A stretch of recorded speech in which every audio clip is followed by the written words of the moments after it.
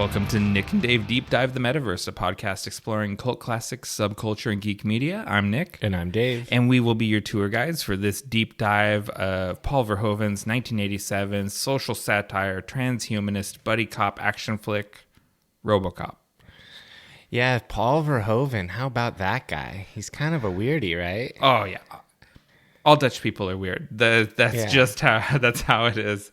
I think he's just completely fascinating. I haven't seen every movie. Like, I haven't seen Showgirls, but he has a kind of a trilogy of sci-fi movies that I hold in high regard. This one, Total Recall, and Starship Troopers. Yeah, they're all pretty well-regarded movies. Yeah, and so I think he's kind of the cat's pajamas as far as like satirical science fiction with a social commentary aspect.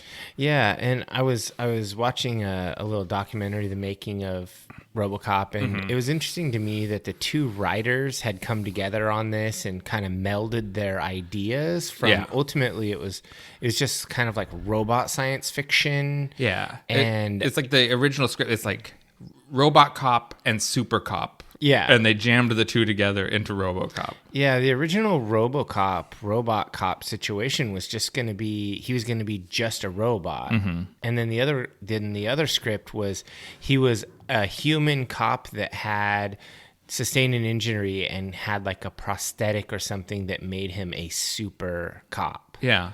It becomes a complete idea when you put those two together. Like, yeah, I was really, I always assume, I guess because I'm a fan of his, I've always kind of given Verhoeven more credit in the concept than maybe was owed, because listening to the two writers, most of it was in the text. Yeah, almost everything. The social satire was really in the text, and I think it's more like Verhoeven took the script and focused on things and illuminated them, but it was already written out. And they searched for an American director. They offered it to almost everybody who was decent, and it got turned down mostly because the name is just silly. Like, people said this sounds like a kids movie, but you have a lot of violence, and so it's just there's no market for this. Yeah. And then Paul Verhoeven read it, and he said he threw the script on the floor in his office, and his wife actually picked it up and read it and said, "You need to read deeper into this. There's layers to this movie." Yeah, she's like, it's really violent, and it has all of the issues that you like to talk about, like the social issues.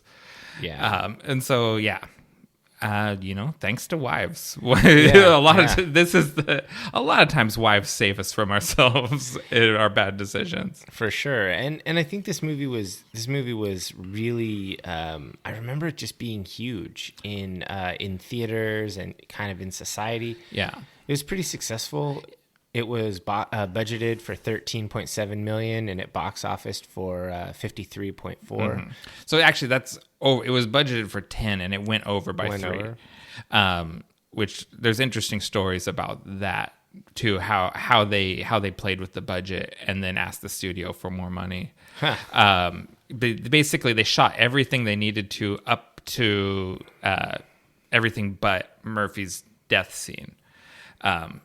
And so you need that. It's a key moment in the film, and so spoilers. No, they shot all the stop motion stuff and all the news reports and all of the things that if they didn't get them done, the studio wasn't going to give them more money to do, and they left a really key scene when it came time to ask for more money, and they're like, we need to shoot this, and we need $3 million to do it. So the studio had to decide whether it was going to flush 10 mil or give 3 mil more. Exactly. Yeah.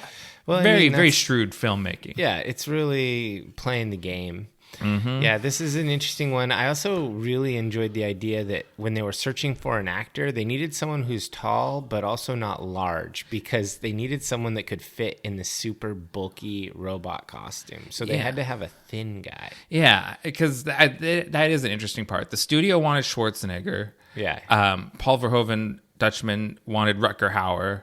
Yeah. And it looks like they actually did some testing with Michael Ironside. Yeah, they really, Michael Ironside was kind of a backup guy. Yeah, because I've seen shots of him kind of like getting fitted for early versions of the suit or whatever. But he was also too bulky. So you needed a skinny guy, but with a good mouth and chin.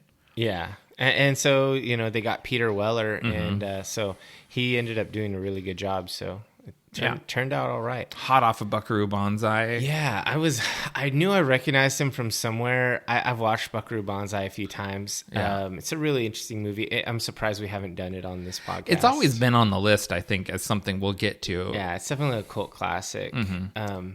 Sort of cyberpunk. It's surprising it didn't make it into this list. But. Yeah, because it's not a top 10, let's be real. Yeah. So let's go ahead and roll for initiative, and then we'll get back to this stuff. Okay. All right. 15. I got a 19. Oh, wow. Geez. You've won like several in a row. The dice, I'm on a hot streak. Yeah. Okay. So number 1, NPR did a story on All Things Considered on the rise of the morally dubious podcaster. Oh, shit. Is that us? It's not us. Because we don't make money. No. Us. I felt there was a part in the story that reflected us. Okay. So basically, the morally dubious podcaster, this is it's become a character trope that's showing up in fiction a lot.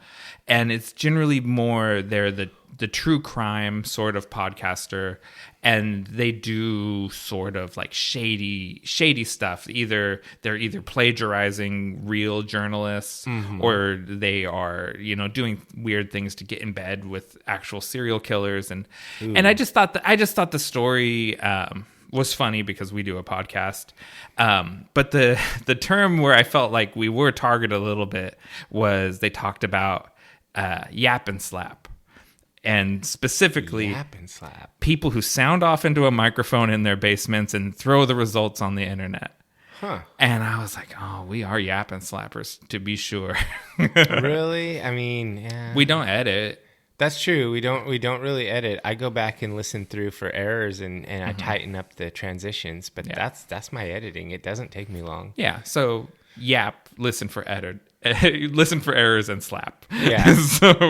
But yeah. So, whatever. The thing if we are is, yap and slappers, so be it. Yeah, whatever. I took a course in college about journalism, and basically what you're talking about is just the modern version of yellow journalism. Yes, exactly. But we're not yellow at all. No. This is just opinion bordering on criticism. Yeah, I mean, this is just an editorial column.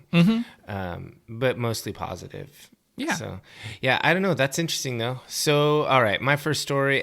We brought this up last episode about something that was upcoming, but it's out now. The first episode of House of the Dragon is out. It's been released. Episode 1 was the biggest TV show premiere of 2022. It was a pain in the ass to get that shit to stream. Like, I had to reload it over and over again before it finally played. I was in Vegas, so I saw it the day after the first day, and so I saw it right after, so I had no problems. But interestingly, it was HBO's biggest show premiere ever. And so, I mean, HBO's had some huge premieres. And so, not surprisingly, even before episode 2 is released, they have renewed it for season 2. I think when this drops in a couple of days, episode 2 will be out. But before episode 2 was out, they have already renewed it. Yeah. We kind of knew they were going to renew it. Yeah.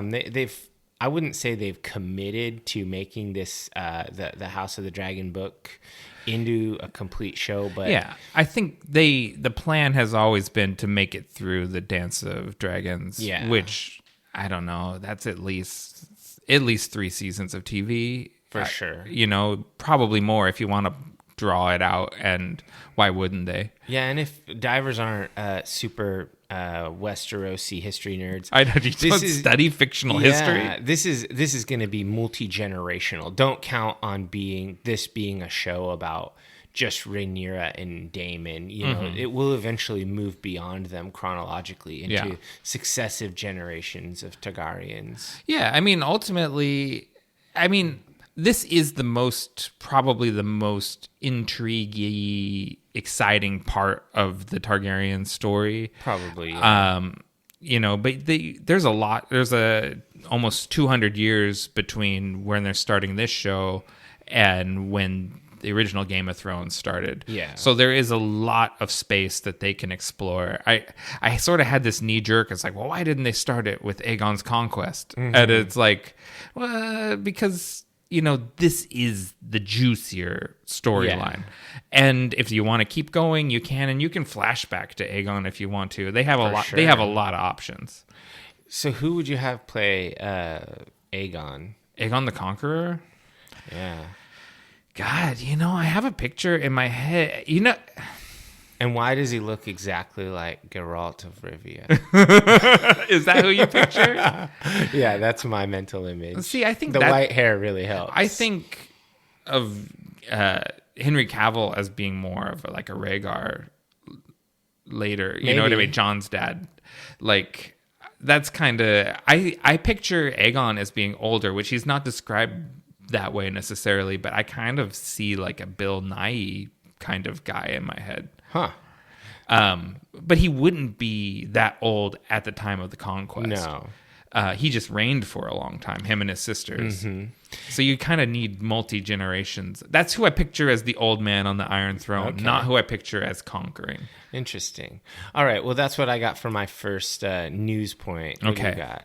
My number 2 is dinosaur tracks from around 113 million years ago have been revealed in Dinosaur Valley State Park in Texas. That's pretty cool. Due to the severe drought conditions. So yay, climate change. Yeah, there's also a bunch of stuff in the Mediterranean and stuff that are as water levels reduce, they're exposing things. Yeah, so I, for one, welcome the collapse of our planet's ecosystem and all of the cool science it will reveal in the tribulation times before we all die. Yeah.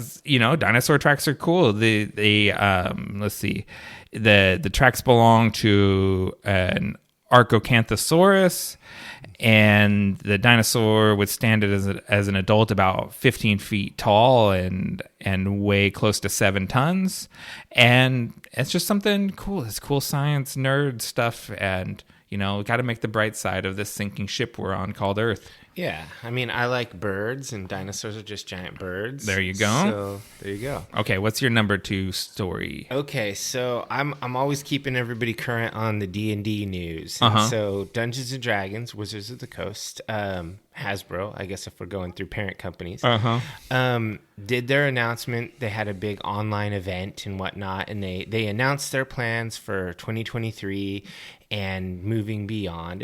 And a lot of this stuff was kind of new or not new if you've been really following closely, but the 50th anniversary of D&D is coming up. And so everyone expected they're going to launch 6th edition D&D. Okay. And that makes sense because when this comes out, or in 2024, which is the 50th anniversary, 5th edition will be 10 years old. Okay.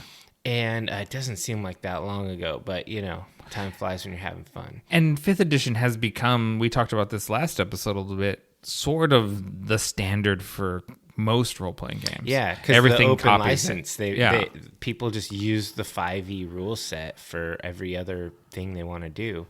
So D&D is doing the same thing.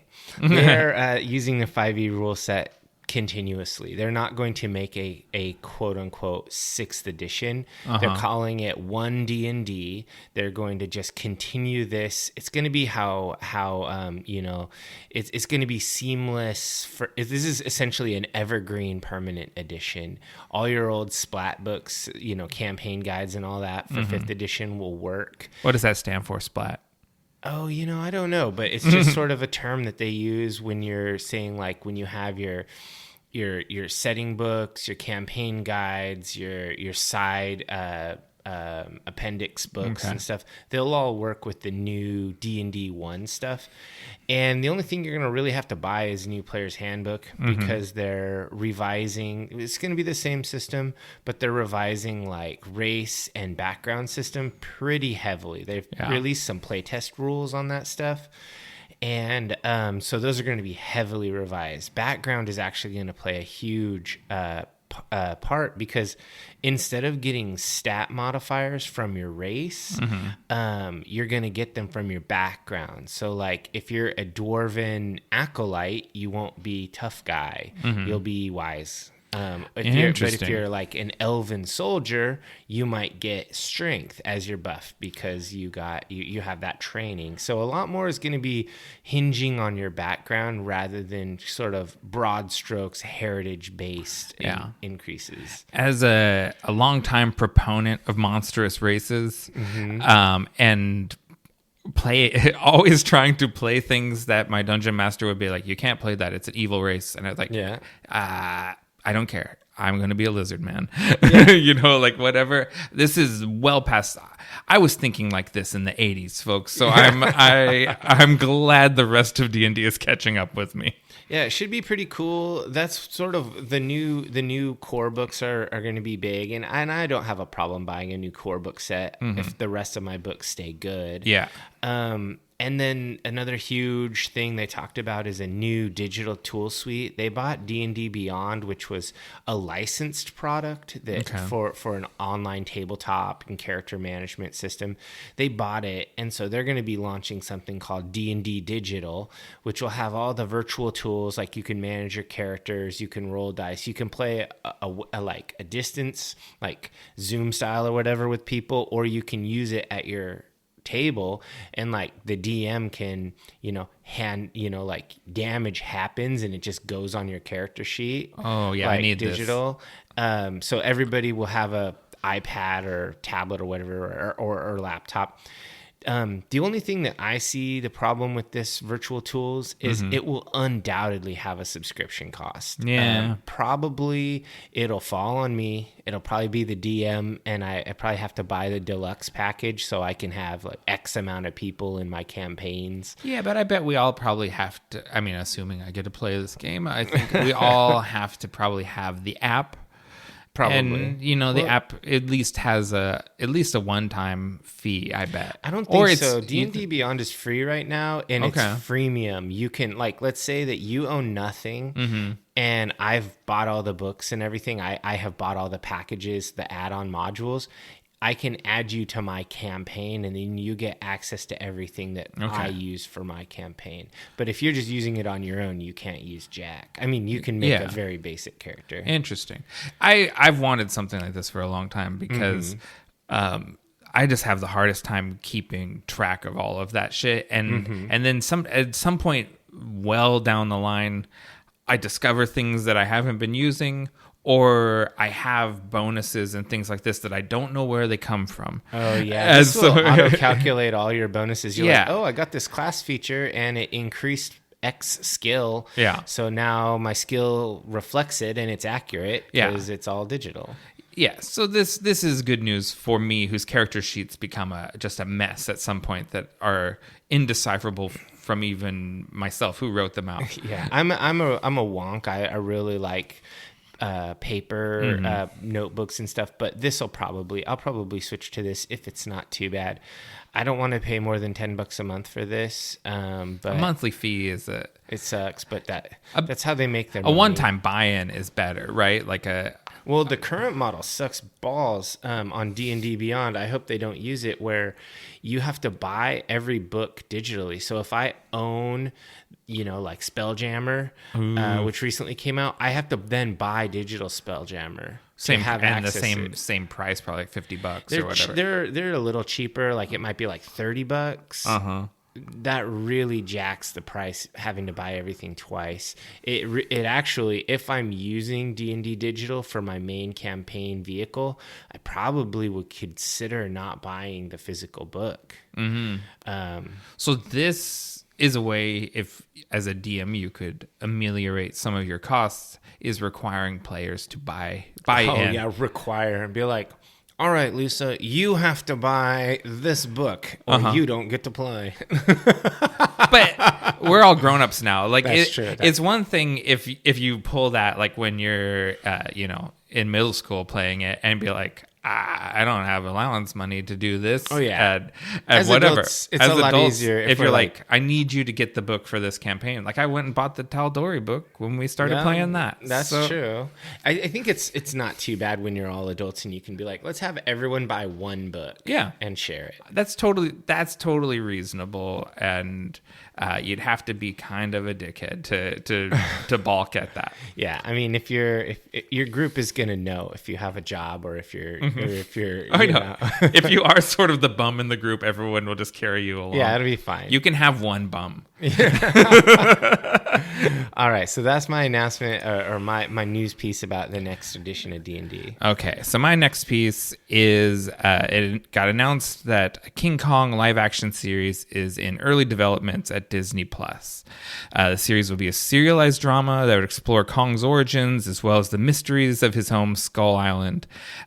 It's based off of the novel King Kong, written by Miriam C. Cooper, and the novelization sequel by artist Joe DeVito called Kong of Skull Island. I think that book is called. And this is interesting because we already have a Kong out in the field right now over across the street at Warner Brothers. Sure. As part of the Monsterverse we just watched this year, Godzilla vs. Kong. There's an axe. It's awesome. This is a different Kong with a different mythology that's more tied to the original, not to the original movie, but to the novelization of the original movie, which is in public domain. Oh my God. Okay. But I'm skeptical. You're skeptical. I'm going to pitch it to you like this because I've read the books that they're talking about, but then I've also read basically all of the comic book series from Boom Studios that elaborates on this world. Okay. This is Pacific Islander Game of Thrones with gorillas instead of dragons. Huh. It's courtly intrigue. It's plots between tribes. It's very much a human drama. Like it will be a show like Vikings or Game of Thrones, something like that. Like that sort of low tech fantasy-ish, but not heavy magic. But it's got dinosaurs and giant gorillas. Okay. I mean, if it's more like a human drama, I could probably be more interested because in it. The Kongs don't talk. They're just big. Yeah. They're just big apes, and the tribes people they raise them and they train them and stuff, and so it's much more of a sort of. So it is like Rhaenyra riding her dragon. Totally. It's dinosaurs fighting giant gorillas, and it's gonna have to be basically all Pacific Islanders.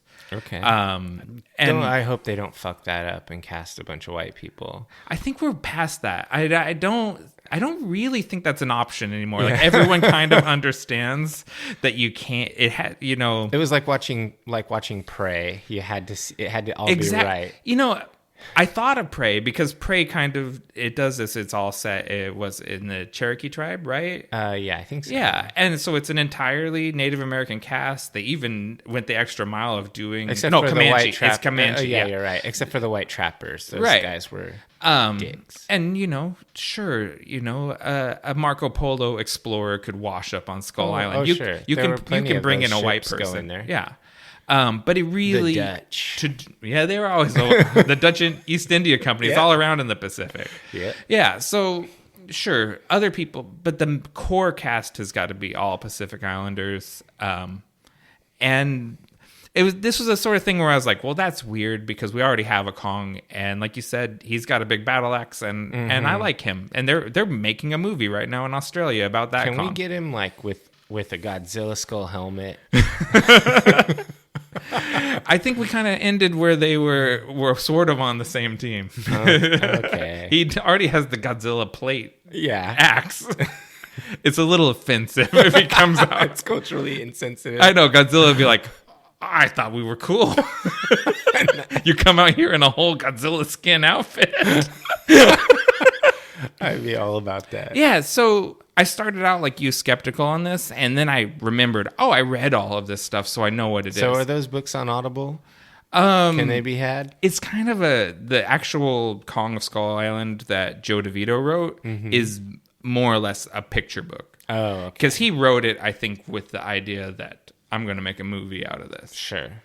And he was in collaboration with the Miriam C. Cooper estate, and he's been wanting this for a long time, and Disney finally kind of took the bait, and we're in development. That doesn't mean it's going to get made. Oh man! So let's see if don't get my hopes up. Yeah, we'll see. We'll see how it pans out.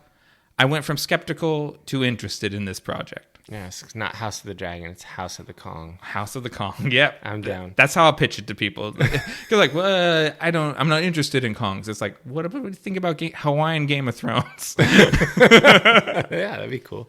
All right, so my last piece is technology related. Okay.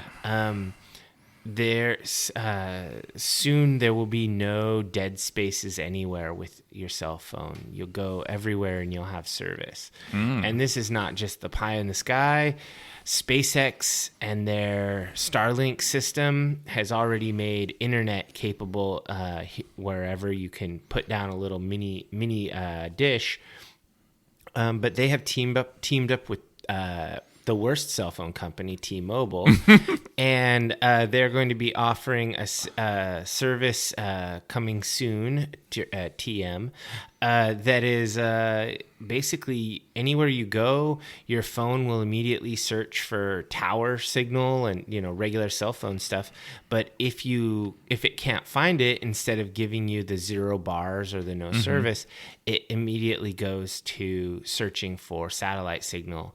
And it uses the SpaceX Starlink satellite network to provide you with voice and text service. So right now they're not saying that you'll have data everywhere, but they're saying you will never not have voice and text, which is the next step. That seems like a logical innovation. Yeah. And hopefully eventually we're at the point where you can just get data everywhere. But yeah, I think this is actually pretty cool. I like the idea of never having a dead spot. Like you hear about crazy things where people run out of gas in the middle of nowhere and they're just screwed. This should hopefully prevent that. What's old Lord Elon getting out of this? Because I feel he must be listening to our phone calls or doing something to make this work. Well, I mean, he gets customers. The idea is that so they don't have to. SpaceX doesn't have a customer service wing. Okay. So T-Mobile has all of that. They have they have all the customer service stuff.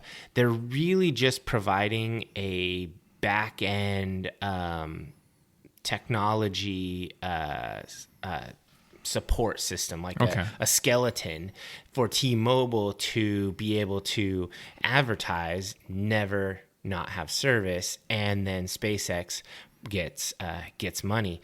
It's probably on the similar model to how Google Fi works, where literally Google pays the provider, whoever tower and data they use, as you use it. So I assume SpaceX, this should be just a pure revenue positive for them. Yeah. I don't think that there's going to be much in the way of data mining your stuff. Not from them. Because it's only voice and text. Yeah. You already are, super data mined. I know. And advertised. But it seems like a way to monetize SpaceX so he can, afford his Mars projects. Okay. All right. Well, I mean, I do like the idea of having service when I'm camping so I can play video games in the woods. Well, I'm not going to go to T-Mobile. That's never going to happen. Yeah. I had T-Mobile. They're terrible. And T-Mobile is the same. So there's like the two cell phone platforms essentially, and Verizon and what, AT&T, or is it Verizon? Because two of them use one type of service and then two of them use the other one. Yeah, I don't know. I don't know that either. Stuff. I don't really need to. Yeah, And Google Fi makes that all irrelevant. That's what you do, right? Yeah, I Google Fi. Yeah. So it's cheaper and it's more efficient. And so Google's already tracking everything you do. Yeah, so what if Musk kind of piggybacks on there and gets some more of your data? It doesn't matter. Yeah, it's totally fine with me. We're in a surveillance state all the time. You just have to accept that. I'm just not important enough to care about. Until you are. Until I am. I don't think that's going to happen. No. No one does until the alphabet guys show up at your door. Like, why is he Googling North American green hummingbirds? Let's look into that. Weird. You got any more? Nope. That was the end of my stories. All right. So what's our podcast fuel for the day? Okay. Our podcast fuel for today from our pals at Lewitt Brewing here in Vancouver, Washington. It's Robot Overlord. It's a hazy IPA. This is actually the second beer they've done called Robot Overlord. Mm-hmm. This is the hazy. The original pre-2018 Robot Overlord was a double IPA, but they've adapted to the times. We're into New England IPAs now, and they say they have good copy, so I'll read it. We did not listen. They have risen up to appease our new Robot Overlord. We created a hazy IPA. We came bearing gifts of citrus, sweet melon, and tropical fruit notes in each pint. Our best malts were sacrificed to create a full-bodied ale with smooth finish. This brew is to show our new rulers our value and worth. Long live 10001110101 triple exclamation point. Whatever that means. I don't know. I don't speak binary. Yeah. I mean, this is a pretty good beer. I'll give you that. I like it. It's smooth. It's a hazy that's decent. It's not probably the best hazy I've ever had, but it's definitely very good. Yeah, Lewitt's solid. This is the quality level I expect from Lewitt, which is good. I've never had a Lewitt where I was like, ugh.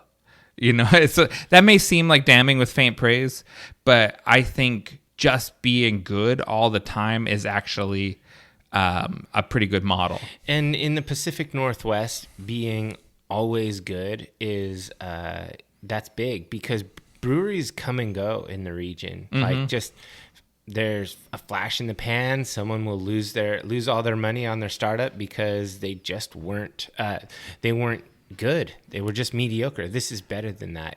This has staying power. Lewitt's been around for years. Yeah. So I mean, just as an example of the other thing, I was up in Seattle for Emerald City Comic Con last weekend, and I went to the Pine Box with Diver Corey, and we're having beers. And there was some brewery, I can't remember the name, and I won't slander them, but it was one I'd never heard of, and I was like, "Who are these guys? Are they any good?" And he's like, "I don't know." So I ordered it. It wasn't very good.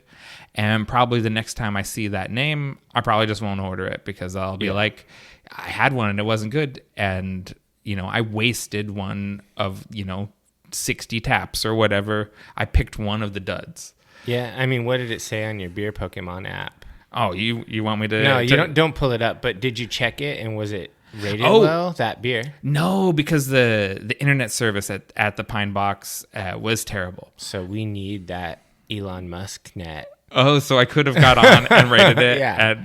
And then I have the whole thing. It's like, oh, it's a startup brewery. Am I going to just take a dump on them? I have to give an honest criticism, but I also don't want to discourage. I want them to get better. So it's like 3 stars. Oh, man. You know what I mean? You gave them a pity 3? I didn't rate them at all because I didn't have internet. Because you didn't have internet. Yeah. All right, so let's go ahead and take a break, and then we'll come back and get into Robocop.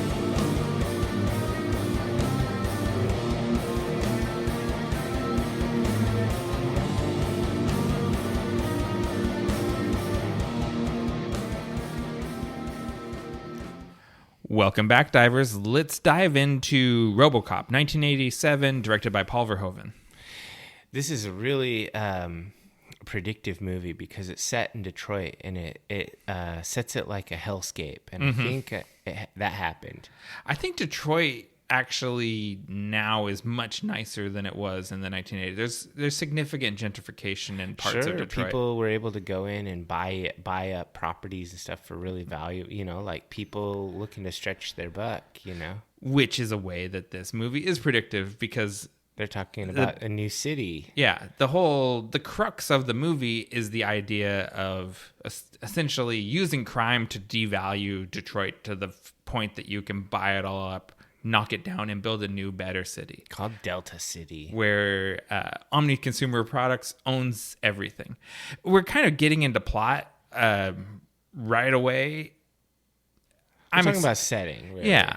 I'm very excited to talk about this movie because this is one of my top 5 favorite films of all time. Okay. I was obsessed with this movie before it even came out, and it was like I wanted to see it so bad, and there was lots of things. I didn't get to see it in the theater because it was R-rated, and I was like 9. Yeah. And then when it came out on video, my parents were very iffy about letting me watch it because of how brutally violent it is. It is very violent. And so by the time I actually got to watch it the first time, I wasn't allowed to watch like the first 20 minutes of the movie. I had to start from the time when Robocop is introduced, and I could only watch it from there on. And then eventually, I mean, I just had the tape in my room, so I back it all the way to the beginning and watch the whole thing. Yeah. But this was a movie that I was obsessed with as a child.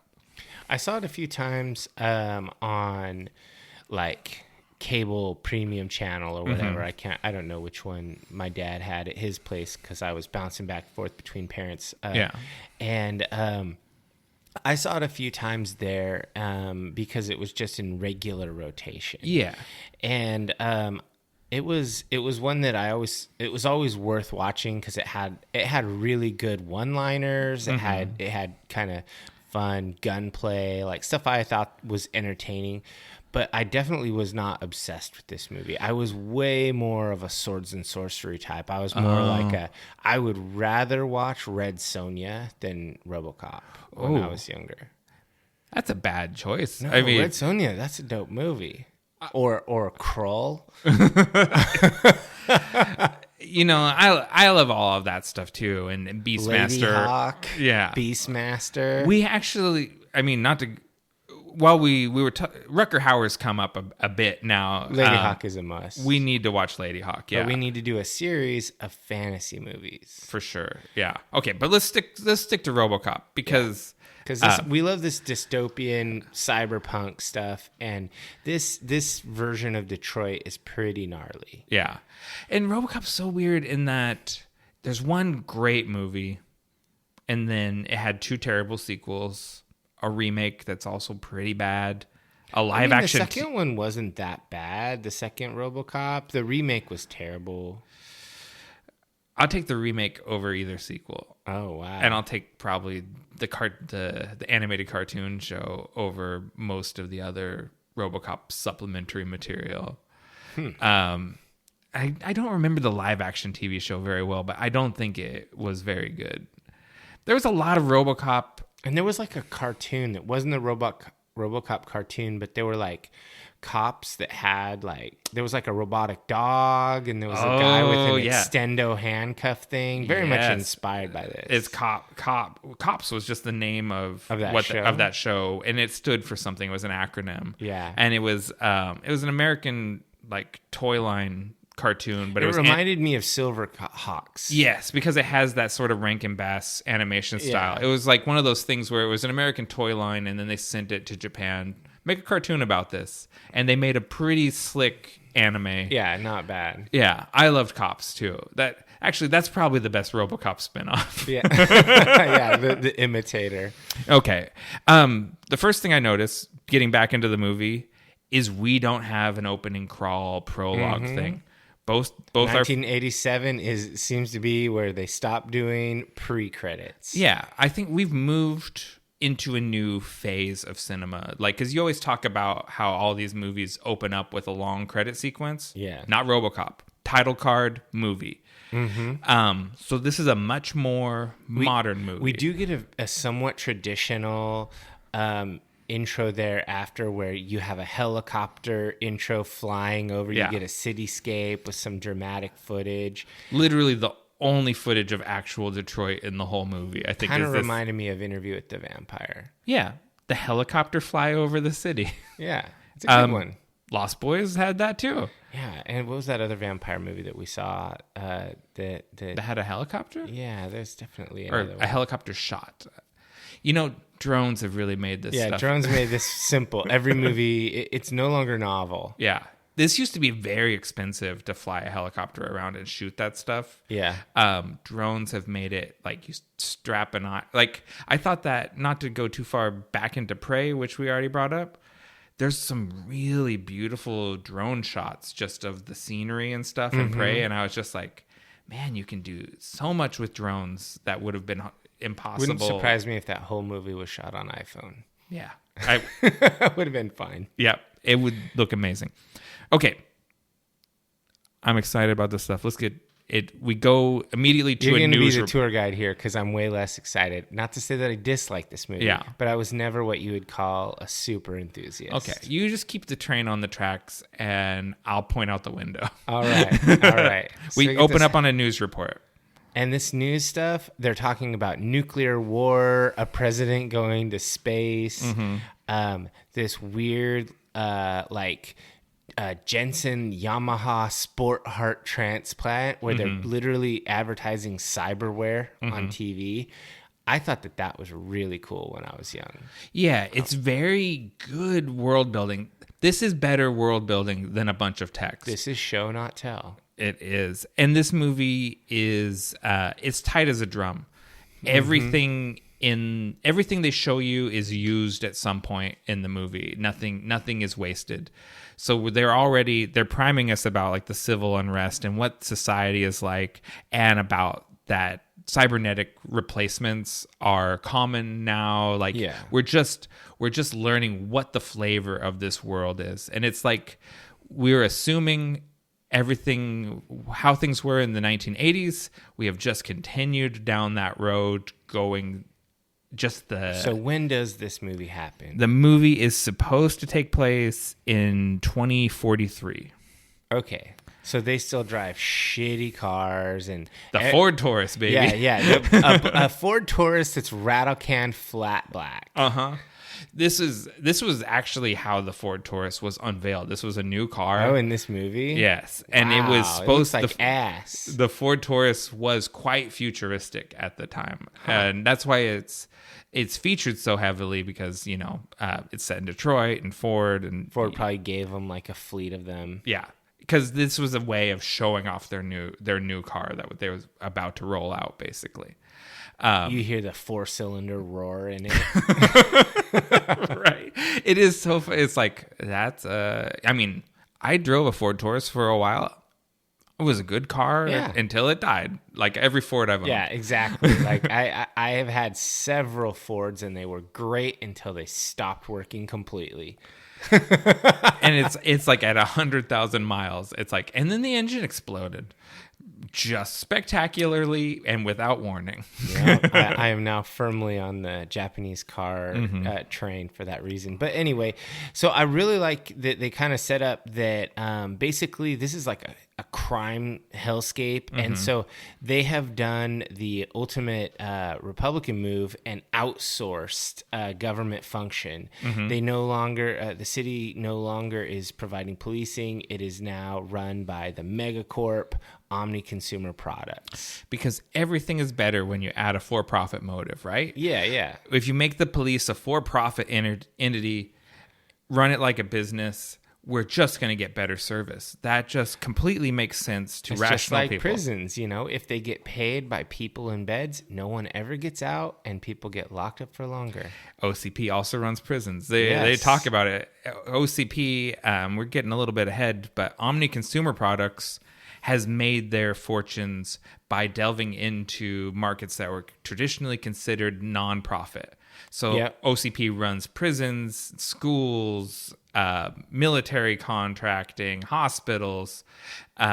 They're turning all social services into for-profit entities.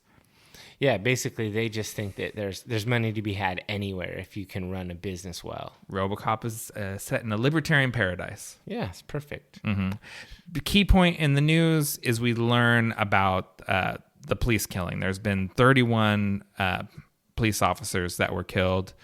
Clarence Bodiger, the unofficial crime boss of old Detroit, is the prime suspect. And there was 3 police officers that were gunned down, and one of them is in critical condition. Frank Fredrickson is his name, and they give a very insincere "good luck, Frank," and that's the end of the news segment. Yeah, the news is all really fake seeming, intentionally. Like it's supposed to be like plastic news. Yeah, and it's made all the more real by using like Lisa Gibbons, and I forget who the male anchor is, also played by a real news anchor. Mm-hmm. Yeah, it's kind of like in a modern day movie, like if you have like CNN correspondents, and actually have Anderson Cooper in there. Yeah, totally. It's totally like that. And this is all lifted from The Dark Knight Returns comic book, which its run was in 1986. It literally, the final issue of The Dark Knight Returns came out like 2 months before they started production on this movie. They're very much the writer, one of the writers, and I'll talk more about them at the end. He said that he was inspired by modern existentialist comic books, and there's a lot of that in this movie. I remember like the first Terminator movie was coming out before this was in production, and the writers they made a point of not seeing Terminator until they were finished with their final revisions of the script, because they didn't want Terminator to influence them, because they knew they would love it. That's smart. And I think Terminator influenced it visually. I can see that, for sure. But the writing definitely is different. I think the writing, is influenced by the last 2 movies that we've covered, Escape from New York and Blade Runner. And the writers have cited Blade Runner specifically. And I would personally say that it seems to have more DNA in common with Escape from New York. Yeah, because of the satire.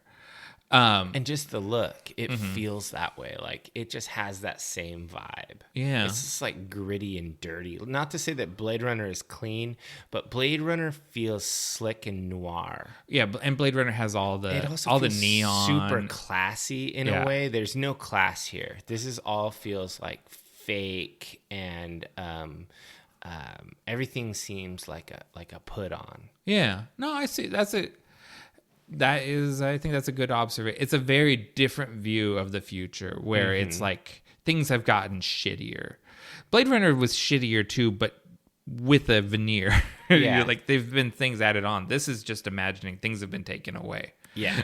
It's like we're just dismantling Detroit. There's nothing good here. There's no digital pets that are really cool. It's just shitty stuff. Just shitty. Detroit just sucks. And I mean, I grew up, and I've been to Detroit, so it's also partially true, but I grew up thinking Detroit was among the scariest places in the world. Huh. Okay, so let's get into this. Basically, kind of get started where we have, after the news and all of that, we've got Murphy transferring into the Detroit Police Department, and he's just this he looks like an 80s yuppie. He's got feathered hair, he's tall and skinny, and he's transferring in, and they're like, go get your armor and suit up. Yeah, he's transferring from Metro South, which we find out is a much cushier position. Yeah. He's transferring into Metro West, and they're like, we work for a living down here, Murphy. And he's gone to a much tougher precinct, and it wasn't his choice. OCP moved him since they took over, they're moving people around. Yeah. There's like a locker room scene with cops, and it has this deal where like they come in and they're cleaning out the locker of the cop that died, and people are talking about striking, and the boss comes in and lectures them and stuff. Yeah, so basically morale is terrible because they've had 31 officers killed, and they're talking about going on strike. And Murphy's just sort of walking in and trying to find his place in it. And Sergeant Reed comes in while the strike talk is going on to clean out Fredrickson's locker because he didn't make it. And morale it's very, very low. But Reed is like, we can't strike. We're cops, not plumbers. We have to provide this service. He's trying desperately to keep this thing running when it's just not working. He's part of the problem, in my opinion. You can't. Without collective action, there's no progress, and he is an agent of the machine at this point. Well, yeah, I mean, we're labor people, so let's talk about this. So the bosses, in this case, OCP, have weaponized his sense of responsibility. Yeah, because he feels he's a good cop, right? And he feels this responsibility to provide this service. They're taking away from him, and he's just trying to make it work because of that sense of duty. Yeah. His men are dying. So he's actually, even though he's doing what feels morally right, he's failing them. Yeah. So that is what it is. It's a mixed gender locker room. This is something Paul Verhoeven, he uses again in Starship Troopers. Yeah. Because he said that he thought in the future we'd be a post-gender society, and that these ideas about gender roles just wouldn't exist anymore. And I think it's pretty forward thinking. Yeah, I wouldn't say we're fully there, but yeah, it's trending in that direction for sure. It is kind of trending. You don't generally see mixed gender. You see genderless bathrooms, not so much locker rooms. Yeah, but I think the bathrooms are a good indicator. Yeah, and so the idea is they're all cops. And there's no thought about this is a lady cop and this is a man cop. Just cops. Yeah. Gender's no longer a factor, which leads us to our next scene. After Murphy gets suited up, Reed calls him out on the floor, and we meet his new partner, Ann Lewis, and we meet her while she is abusing a detainee. Yeah, she's kicking the ass of a suspect, and basically kind of demonstrating just tough guy tactics there in the police station. And then they meet up, and they're like getting in their sick Ford Taurus Cruiser, and he's like, I like to drive. Yeah, she says, I should probably drive till you know what you're doing. And he's like, I drive when I'm breaking in a new partner. And they immediately have this great rapport that is just bros. Sure. Like it's not there's no weird romance between them. They just are colleagues, and I like it. It's something very different from the media of the time in the 80s. Sure. Yeah, in other media, they would have made this a romance plot. For sure, yeah. And I think they kind of went that way in the later movies. Yeah. And this one is more pure. Like, it's more to the... Was Verhoeven on the later movies? No. Okay. And even, I think, in Robocop 3, I don't even think it's Peter Weller anymore. I think they got it doesn't matter who we put in the suit. Just put anyone in there. It's probably cheaper than Peter Weller. Mm-hmm. Yeah, because that's how it is with your star. Their contract goes up every movie. Yeah. All right. So then it kind of cuts to an executive board meeting at OCP, and they're talking about this new crime fighting unit called the ED-209, right? Which is like a big ass gnarly bipedal robot, with guns for arms. Yeah, we get a lot of exposition in the elevator between the junior executives. The 209 project is over budget, and our guy Bob Morton, who's kind of our main yuppie, he's played by Miguel Ferrer. I have a hard time with that name. He was assigned to have the backup project. He has his Robocop project, and this is what we're going to implement if the ED-209 project doesn't get off the ground. This whole thing is basically, this meeting they're going into is going to tell him his work has been for nothing. Because if ED-209 works, then we don't need your project. So he's very upset going into the meeting. Yeah, and I think that this guy immediately oozes. I don't know what they were going for, but he oozes unlikability. Oh yeah, like I don't know what kind of person you are if you're like, oh yeah, I really like that shit-eating yuppie shark guy.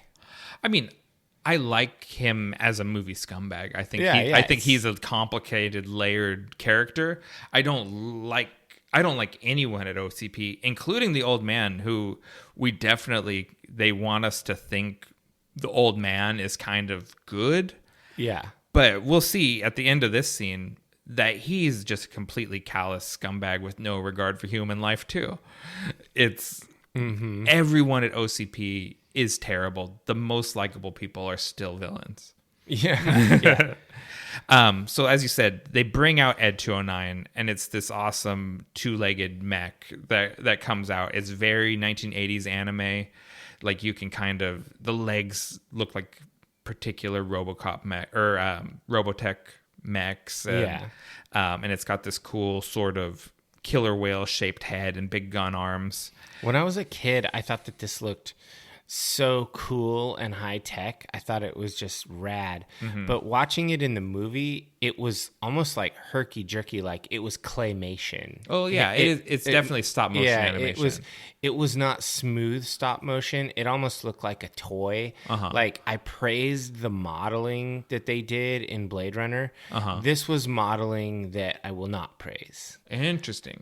It was definitely less professionally done. It did not feel good like the modeling in Blade Runner. So Phil Tippett is one of the most highly regarded stop motion animators. This is really like peak stop motion animated. You're talking about the limitation of the art form. So right? the stop motion animation itself wasn't terrible.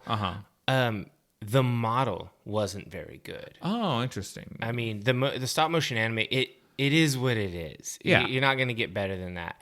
But the model itself just seemed kind of like a toy. If you could make anything and you made that, it's just, I don't know. I don't know. I feel like it's pretty iconic, though.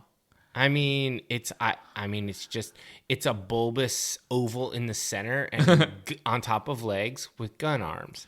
You're not alone, because I've listened to a few Robocop podcasts. There's entire podcasts or just episodes? Episodes. Episodes of film podcasts. I listened to the Cinephiles, and I listened to Blank Check. I listened to a few Robocop episodes. And if I repeat opinions from those podcasts and you listen to them, divers, it's just it's a tribute. It's because I'm also a fan of those podcasts. We're just yap and slap, so don't take it too... I'm not a morally dubious podcaster taking credit for other journalists' work. I watch YouTube reviews and stuff to prep me for talking about stuff. Yeah, and I find things where I agree with people and where I don't agree with people. Yeah, exactly. But the Cinephiles were kind of on your camp where they didn't think Ed 209 held up.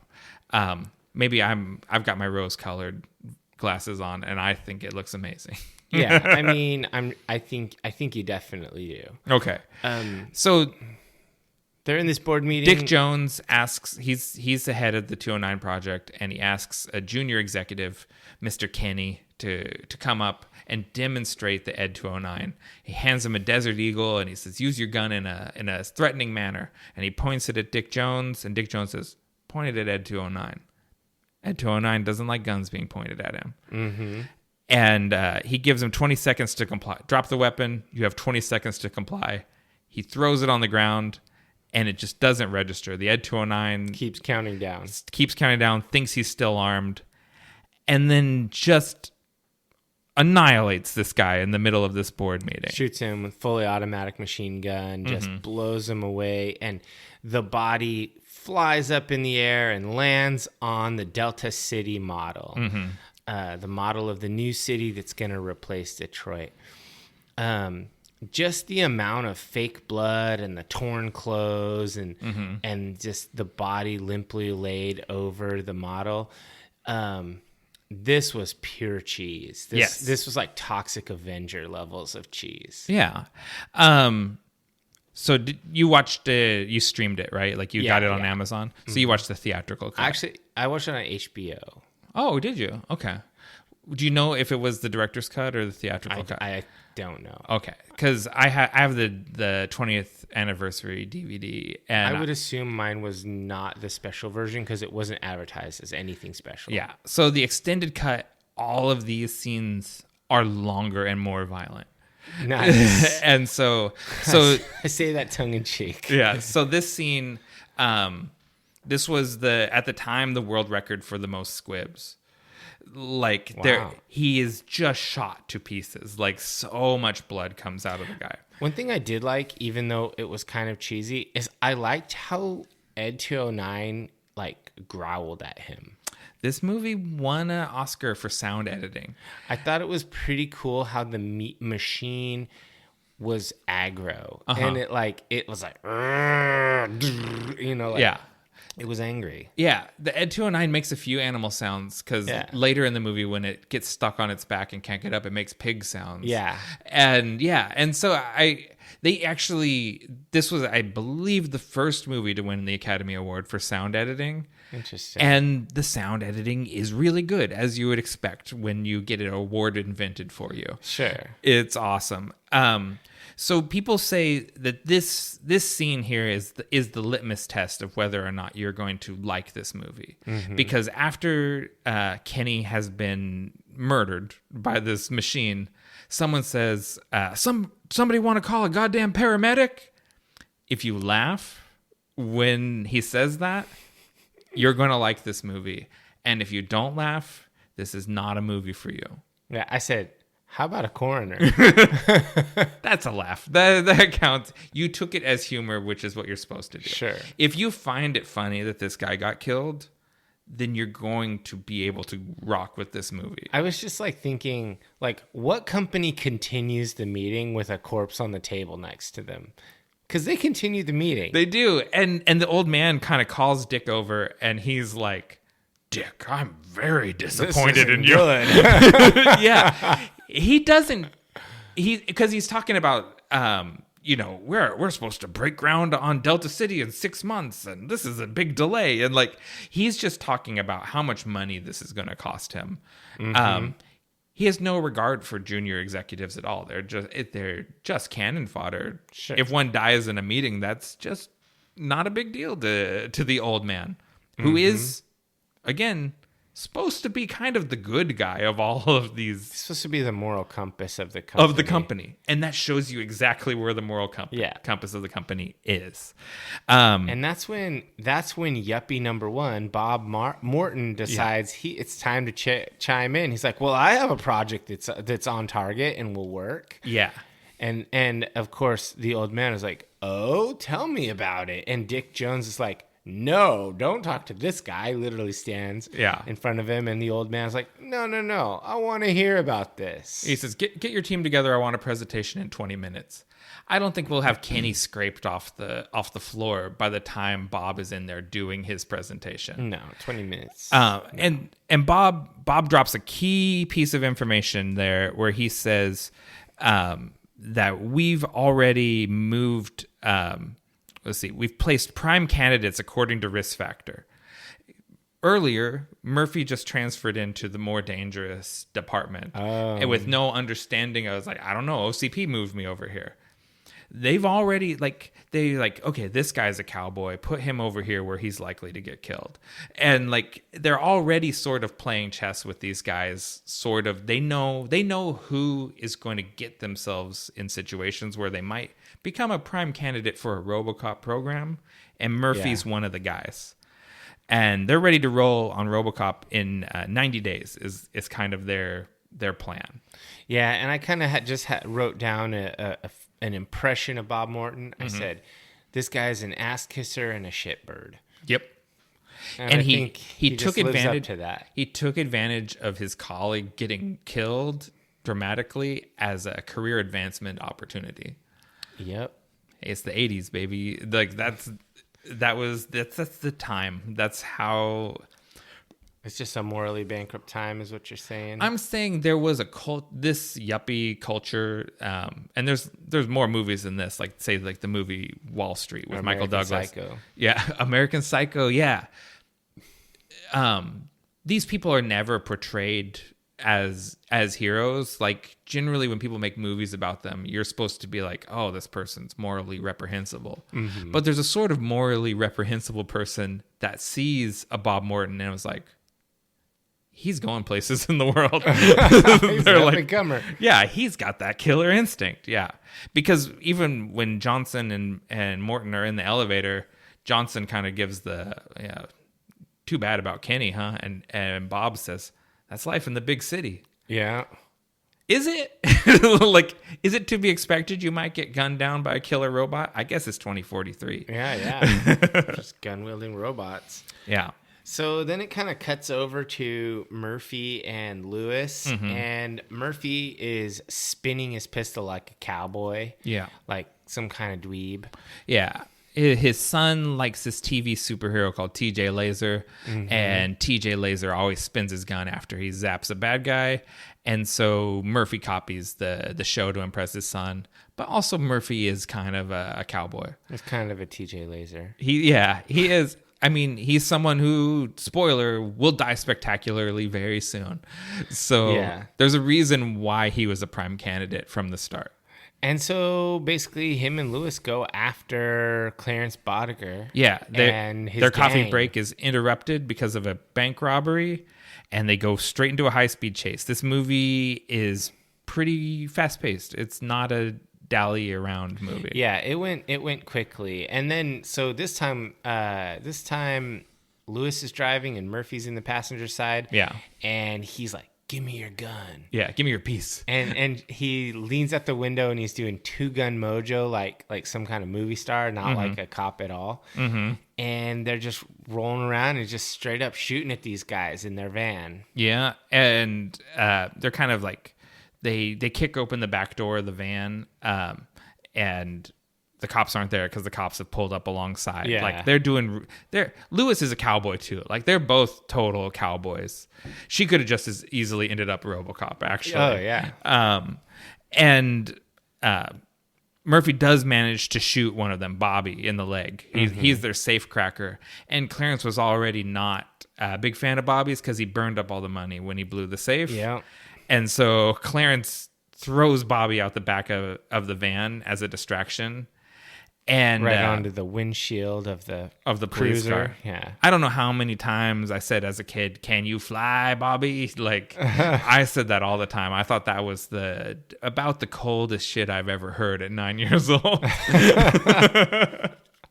Yeah, I don't know. I never really I always thought pretty poorly of this gang of bad guys. I thought Clarence was kind of a loser and his guys were kind of losers, mostly because they're laughing all the time. Yeah. They're just always laughing.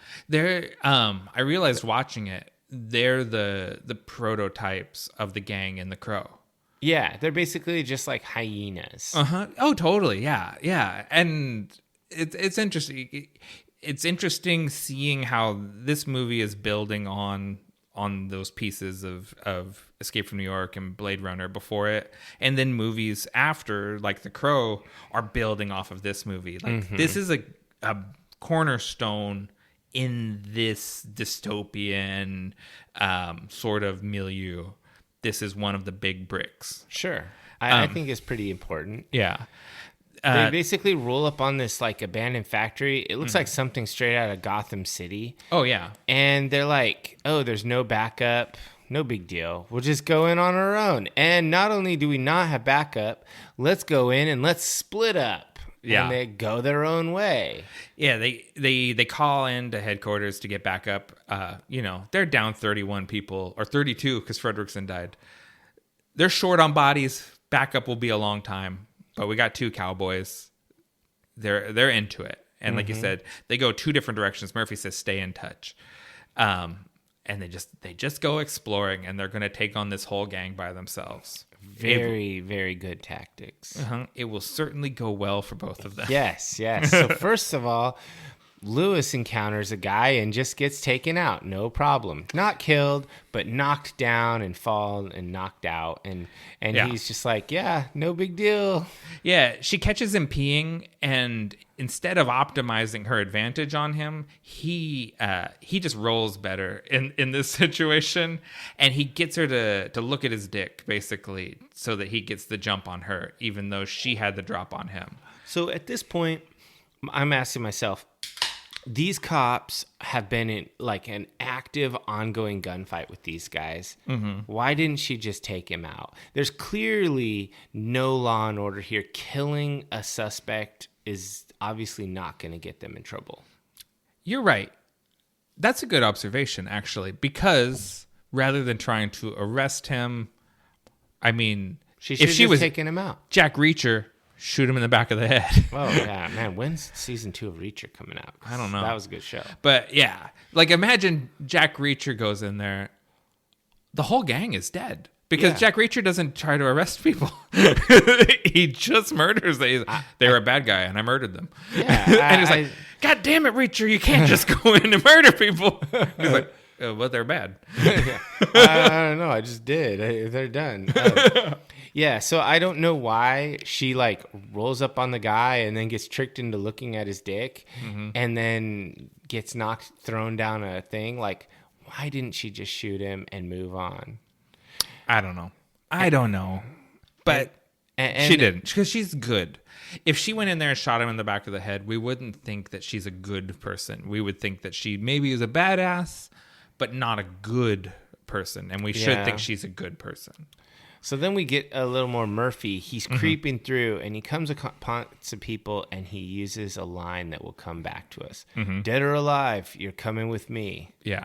So Murphy does take out one goon. They try to ambush him, and he just starts going at him. Yeah. And he tries to arrest the second guy, Emil. But then the rest of the gang shows up and they have the drop on Murphy. Yeah, and so they basically they just start shooting him, and this is another gratuitous and cheesy shooting scene, just like the Ed 209. They shoot his hand off, etc. And the interesting thing to me is that they're using shotguns, but the wounds in Murphy are not shotgun wounds. They're pretty small. Yeah. No, I don't think realism is ever of interest to Paul Verhoeven. Yeah. He's this is because Paul Verhoeven says Robocop is the American Jesus. It's like this is his crucifixion scene. Like sure. And it's more clear in the director's cut where he really, like, you see him with his arms splayed out and he really gets in the pose. Like the Crow who goes into the crucifixion pose, the whole deal. Yeah, or Superman in Man of Steel or whatever. That was a good movie. These filmmakers, everyone likes to use their Jesus symbol because when you're marketing to Americans, whether you're secular or not, Jesus, we read it. We pick up on those things subconsciously at least. And this scene is much longer and much more gratuitous in the director's cut. And the whole time they're blowing him away, the gang is laughing like a pack of hyenas. And Lewis basically, she can't really do anything about it. She's behind a fence and she just sort of watches helplessly. Yeah. And then we get a hospital scene where he's we thought he was dead, but he's not. And he's not yet. He's having these flashbacks of his life, like sees his wife and his son, and then also flashback to his murder, all this stuff, and it's pretty grim. And it's so these were this movie is filmed primarily in Dallas, Texas. This is real Dallas ER staff, and it's not particularly directed. Verhoeven sort of set them loose and were like, do what you would do in this situation. The cop comes in and he's in critical condition. How would you try to save his life? And Verhoeven and cinematographer Joost Ficano, they shoot it from the table, from Murphy's perspective. And so it's very like you're watching these people all around you, and then you get close-ups of his eyes all dilated. And it's like that Metallica video. Yeah. For one? Is that what you think? Yeah. It is. And so the writer, Neumeier, he said that Paul Verhoeven is a visceralist. He compared him against Kubrick. Kubrick is a visualist. He wants to show you things and kind of paint a picture. Yeah. Whereas Verhoeven wants to put you into it and make you feel the stuff, make you feel like you're on an operating gurney, having them try to resuscitate you instead of showing it to you, make you feel it. And it's very almost like documentary style, like cinema verite. Like we're in the action through all of this stuff. Yeah, there are some things in there like that are clearly from his perspective that are early computer graphics overlay stuff. Oh, yeah. And I like how it's all kind of pixelated almost. Well, in the next scene. Yeah, in the next scene. As it transitions. Yeah, because it goes, he flatlines, they pronounce him dead, and then the screen goes to black, and we've got a good 5 or 10 seconds of black. And Verhoeven wanted to go even longer. He wanted to do a full 45 seconds. He wanted people to feel like the movie was over before the lights come back on and we start getting the robo POV like that you're talking about, the digitized stuff. Yeah, and I really like that. I thought that was pretty cool. Like, it reminded me of some of the early graphic stuff that was done in Escape from New York. Yeah. And I thought that it took it up a notch. And then there was some graphic stuff that was done in Blade Runner, and it took it up a notch. You know, Yeah. So it was really cool. Like watching it as the special effects progress. Mm-hmm. Yeah. And I assume since we're watching these movies in chronological order, this will continue. Oh yeah. It'd be a shame if it went backwards. How did Hackers not make our list? Hackers is a pretty fun movie. Yeah, I just think legit. Hackers, you know, like some of the other movies that we've already covered, you know, like Johnny Mnemonic and stuff, that are key cyberpunk films, but aren't going to be as highly rated. Yeah. You know, and so they just don't quite make the cut. You know, I'm surprised Terminator didn't make the list. Yeah. You know, so good. there's some good movies that just weren't rated quite as highly. Terminator's better than Escape from New York. Not better than Blade Runner. Yeah. But, you know. I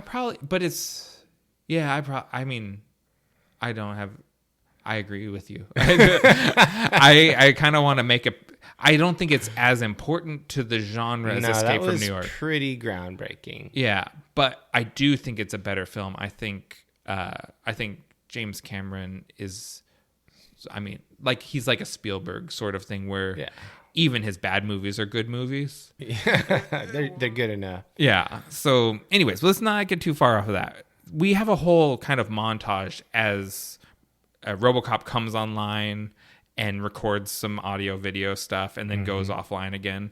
And we basically watch his whole construction from his point of view. Yeah, they're building him into Robocop. And we hear this thing about with Morton. They're like, oh, we were able to save his arm. And Morton's like, no, take it off. Yeah. We don't need the arm. I thought we agreed on total cybernetic replacement. Lose the arm. And they're like, ugh. Yeah, and it's good. You really get the feeling for the engineers and scientists who they're not corporate minded, right? They're science minded, which is almost as evil a lot of the time. Sometimes. But like they're kind of about like, what can we do? Like this is just exciting science for them. They're not concerned with the corporate application of it. And in this montage thing, we get displayed on the screen in like the green digital text, the 3 prime directives. Right. Serve the public trust, protect the innocent, uphold the law, and then prime directive 4, classify. Yeah. Very mysterious. It is very mysterious. And so this is, again, where I'm talking about like how nothing is wasted. So we go through this montage where we watch Robocop being built, and then we have the unveiling where they literally pull the tarp off of him. Yeah. And then we take him over to the police precinct, and we walk him in, and they slow the reveal. Like you hear him like stomping in there, like his robo steps. Yeah. You see him through the window. You get glances or like glimpses of him through fences and stuff.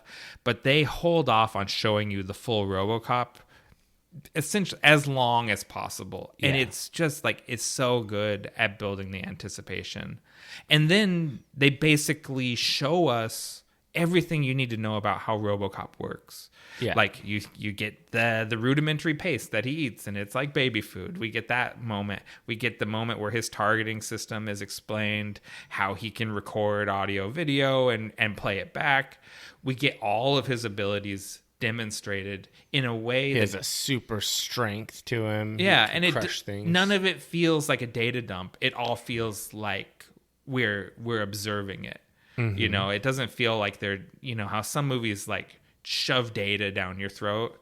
This movie has you like asking like what else can he do? Like you want the reveal of the Robocop stuff. And when he walks into the precinct, he looks badass and he looks massive. Yeah. And one of the things one of the writers was saying was it's supposed to be like a knight in shining armor. Yeah. It's they pulled their influences, like they pulled from Fritz Lang's Metropolis, the android from that, The Day the Earth Stood Still. There's some Terminator. There's some Judge Dredd. There's some Hajime Sorayama robot people paintings. Like they're pulling all these cool, like desperate influences to make this just absolute iconic. Like Robocop got it in one. This is like a perfect superhero design. It looks really cool. Yeah. And I think it's because it's a costume and it's practical effects. It looks a lot better than the stop motion. Yeah. N&DDD209. And Peter Weller, he worked with a mime coach, and he started out like he had a more fluid movement style, and then it didn't work in the suit. He couldn't move like he had planned on. Yeah. And so the more staccato movement was improvised. Him and the coach took a day, like they stopped filming for a day and came up with how can you move in the suit and how are you going to move? And they decided on everything you do is deliberate, and you like, you know, it's almost like it's like you do the robot. You do the robot dance, yeah. But it works in the suit. It works, and like the way his whole body changes. You feel like the pistons are moving him. Yeah, you know, like his leg moves forward, and then it steps down, and then he takes another step. It's not that it's slow, but it is deliberate. It's very intentional. Yeah, the physical acting is really good. Yeah. And the sound design where they actually put sounds to his footfalls and all that stuff, that sound editing is pretty huge. That's why they got an Academy Award. Yeah. When you get a category invented for you, you did pretty good.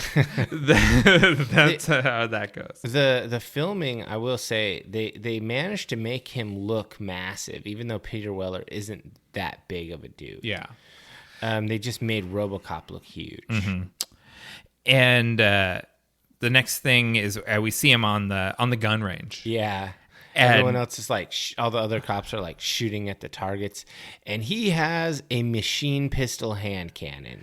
Yeah. So it's a modified Beretta M93R. And it's called the Auto 9. So it's just that it's an actual thing that Beretta manufactures, and then they added cyber shit to it. Yeah. To make it. Just like all of these cyberpunk movies. Just add more shit. And it fires 3-round bursts. Sure. So it's not a legal gun in the United States. Like, no. I think they had to import it from Israel or something, and it had to go through quite a bit of clearance to get to America. But it's thoroughly impressive. The 3-round bursts make it very intimidating. Yeah. I mean, I spend a lot of time in the military with weapons with a 3-round burst capability. It's pretty cool. You pull the trigger once and it's like brah, brah. Yeah, he destroys his target. Like, his grouping is good. It's like he hits the face target, the chest target, and then just starts dismembering. Like, he takes off the arms and then the head. And I think that is a callback to him getting dismembered. It is. And there's another callback before he holsters the weapon in his thigh. He spins it. And the thigh holster, actually, I gotta say, when I was a kid, that blew me away. Because I'd been playing role-playing games like TMNT and Rifts and all that. And I was like, I want a cyber holster. They literally in Rifts made a cyber holster after the Robocop movie. Yeah, that's. And if you didn't have a cyber holster, you're a loser. Anything else is just inefficient. Yeah, it can't be taken away from you. It's like you didn't need that space anyway. Yeah. It's so odd, like the whole thing. And so this is a good time to talk about the reason why this is one of my favorite movies of all time, and why it has continued to be enjoyable for me from the time I was 9 years old to now, is it functions on several different levels, and it functions exceptionally on all of them. Sure. It absolutely is just a superhero movie if you want it to be that, and it's just full of cool superhero shit. I think it also works really for you on a subconscious level because it's also a Frankenstein movie. It is also a Frankenstein movie, and it's a social commentary. And as I got more into politics, the movie gave me new levels that I didn't perceive as a little kid. And if the divers don't know, Nick has a Frankenstein tattoo. So I love Frankensteins.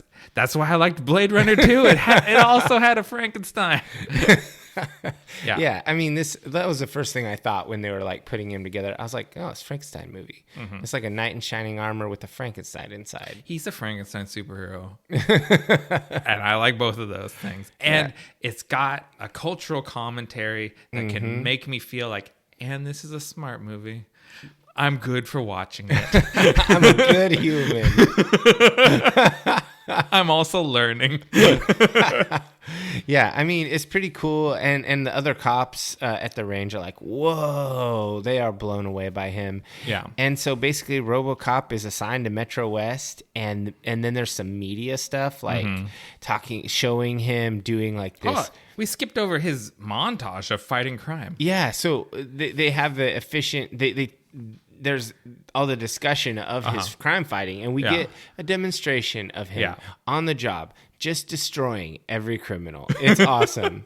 Yeah, he stops a liquor store robbery. This guy comes in to rob this little mom and pop liquor store, and Robocop comes in and just clotheslines the guy and throws him through the cooler.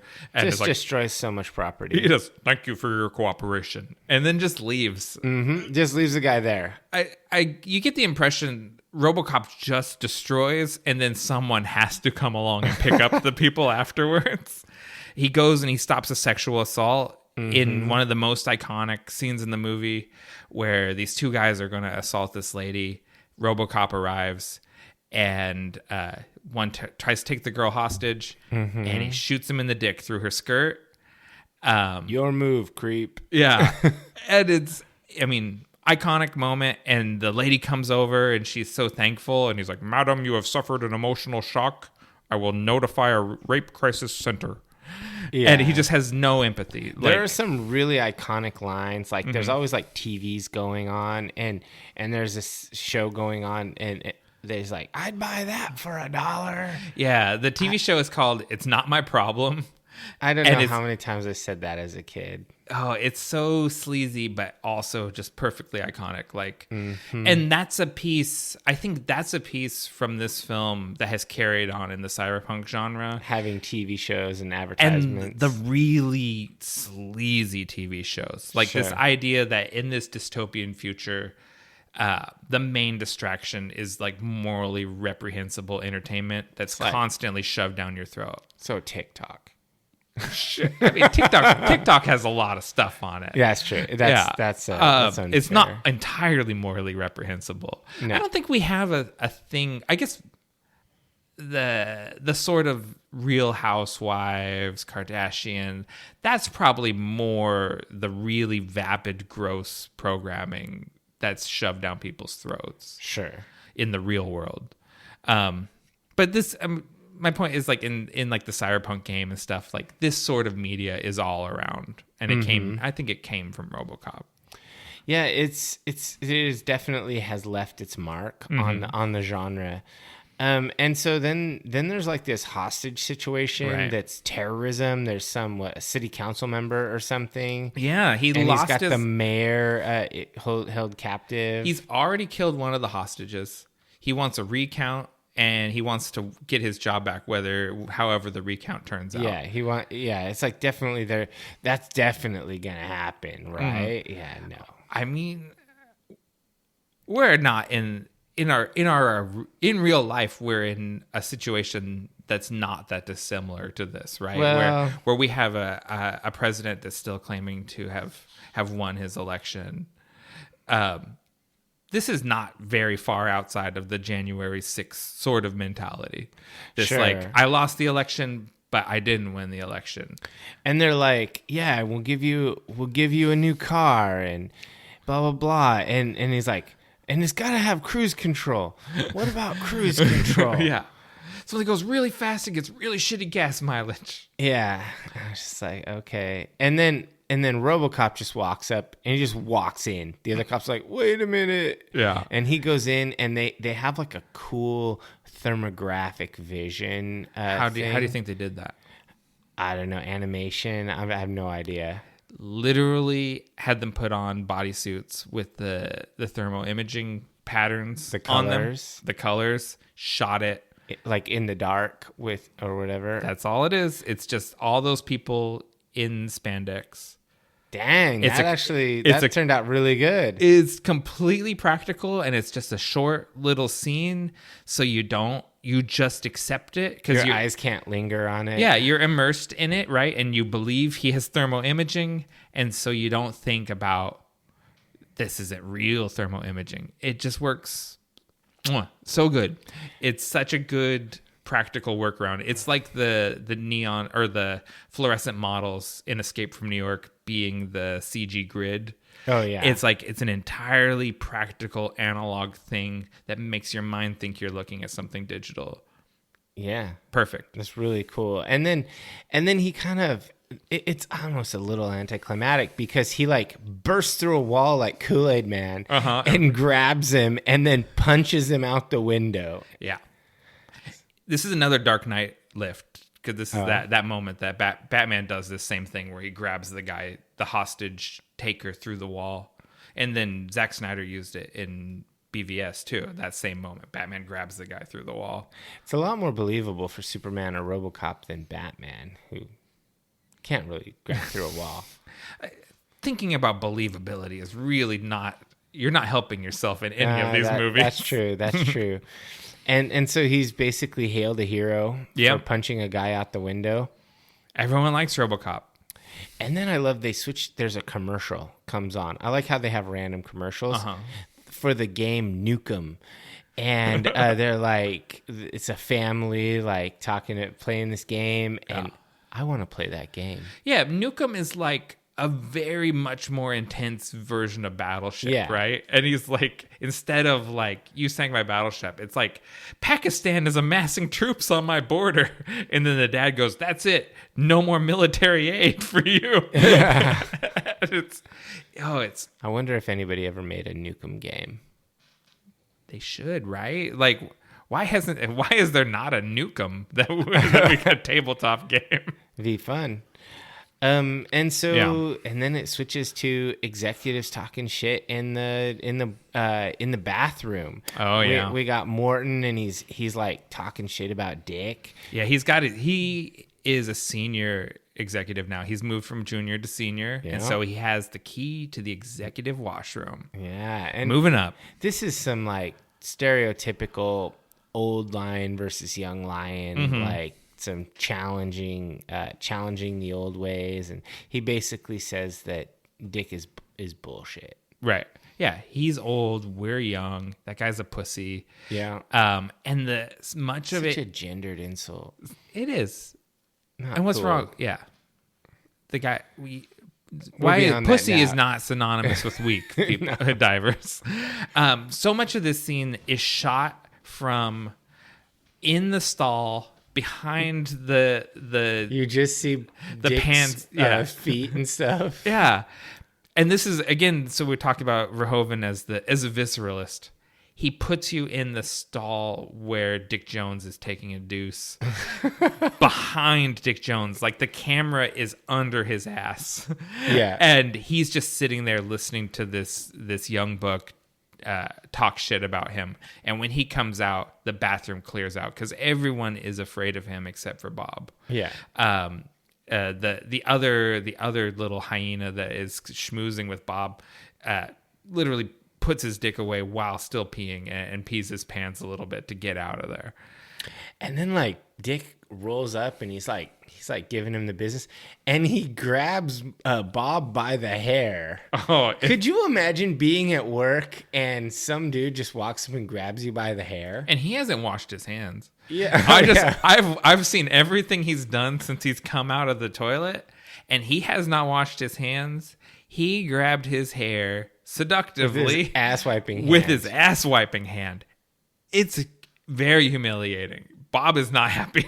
He's so, I mean, if that's you, if someone grabs you by the hair, I mean, you kind of have to hit him at that point, right? Like, they've already assaulted you. You've got to get him off of you. Yeah, and they just, like, but they're doing this thing where they're very in each other's faces and not backing down, but not hitting. Not taking to the next level. Not taking it to the next level. It's like middle school boys, like, pushing each other and, like, bumping chests. And so this whole scene, to be a little meta, is, I guess, inspired by a scene that's in Lawrence of Arabia that Miguel Ferreira, his father, Jose Ferreira, is in that scene in that movie, Lawrence of Arabia. Wow.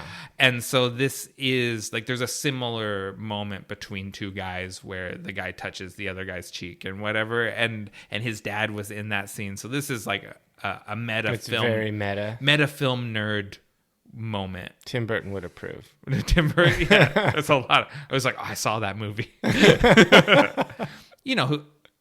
Denis Villeneuve is a big Lawrence of Arabia fan, obviously, if you watch Dune. So, yeah, a lot of people would approve of that. I didn't get it till I heard about it. Okay. But, you know, I should probably watch Lawrence of Arabia. And so then we cut to... Real quick. The key thing that Bob says is basically he had a guaranteed military contract with spare parts for 25 years on the Ed 209 program. And who cares if it worked or not? Yeah. Because the idea was we're going to roll these things out in Detroit, and once they've proved their effectiveness, we're going to sell them to the American military. Yeah. That's his whole game plan.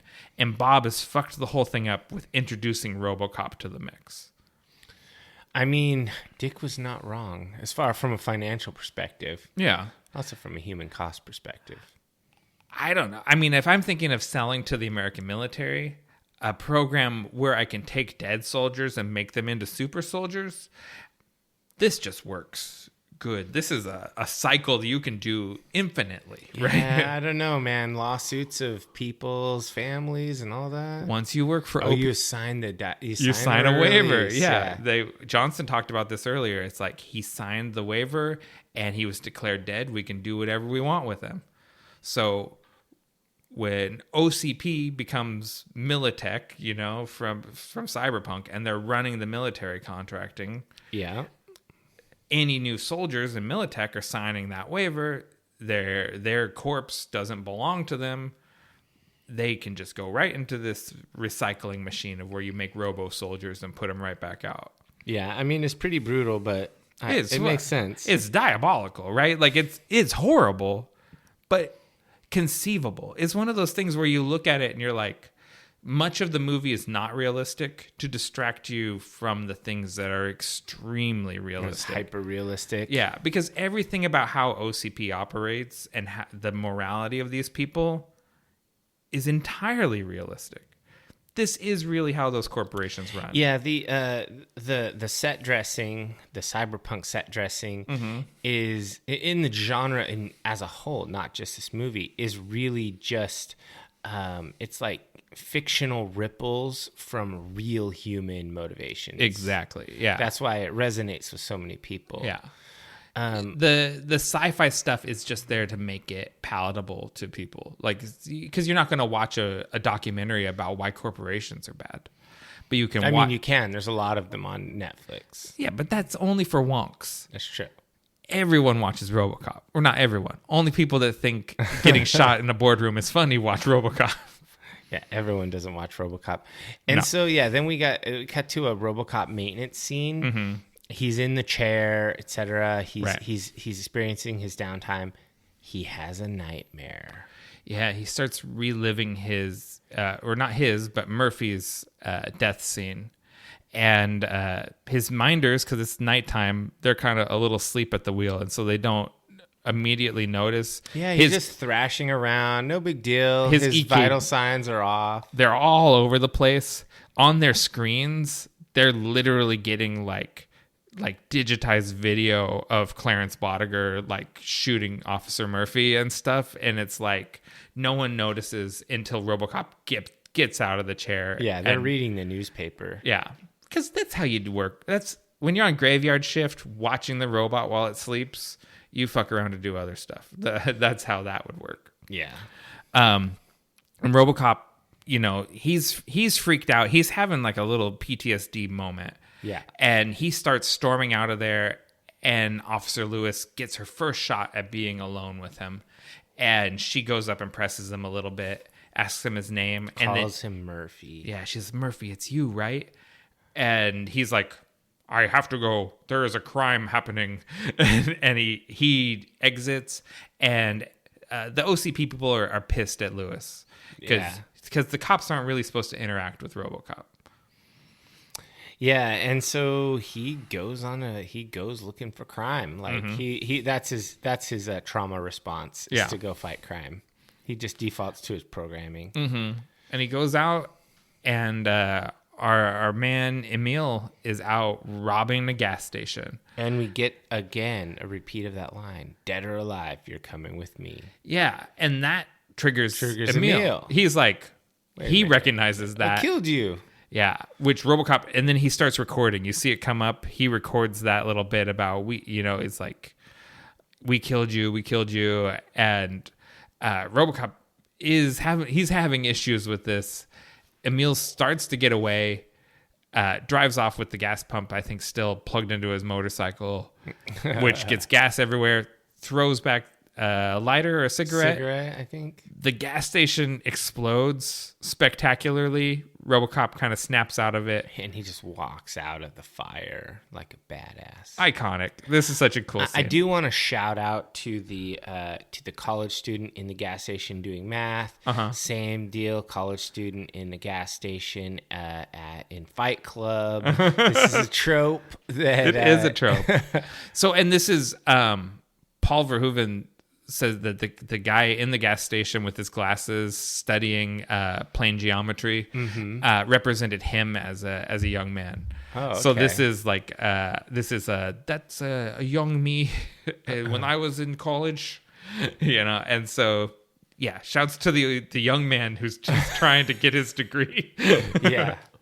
So yeah, I think the gas station exploding with RoboCop walking out of the fire is pretty iconic. It looks really, really cool. And it's literally his actual rebirth moment. Yeah. Right. If we're doing our our Green Knight comparison. Yeah. When the screen turned upside down. Yeah. Or I say that it's a phoenix coming from the ashes, but. So we're mixing the phoenix and the Christ metaphor, but this is the moment as Murphy starts coming back.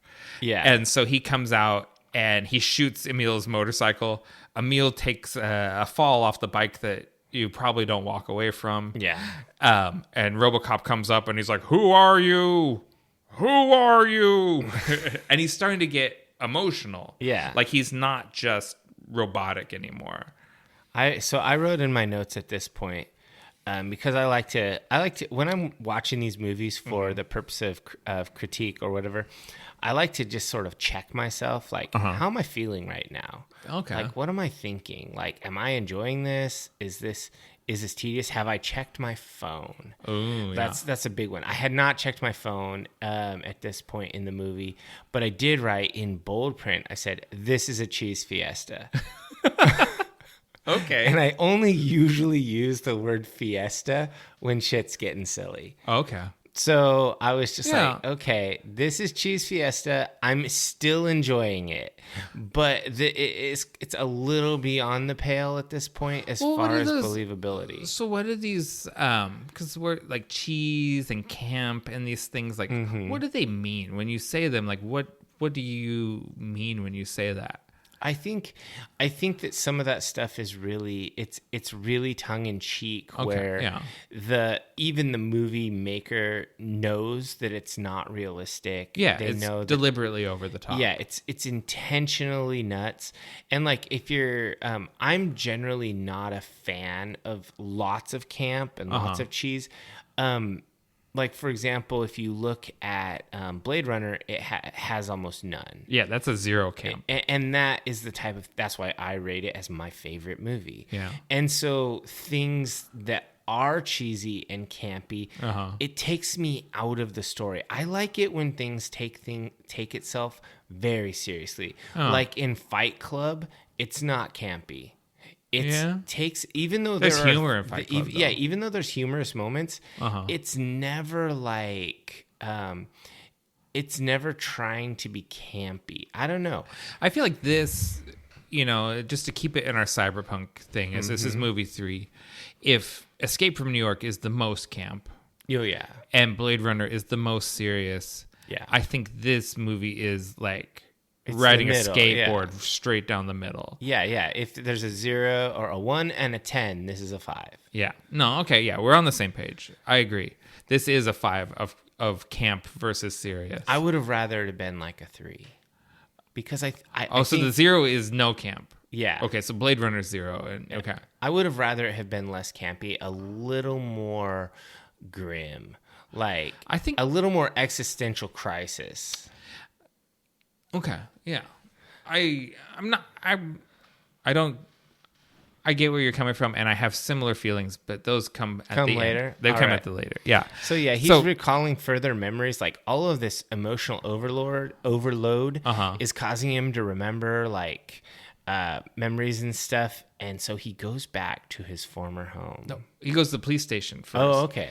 And he goes into like their data servers. Oh yeah, you're right. And everyone tries to stop him. He has the spike interface. Yeah, it's which called I thought was so dope. The information spike is what they call it.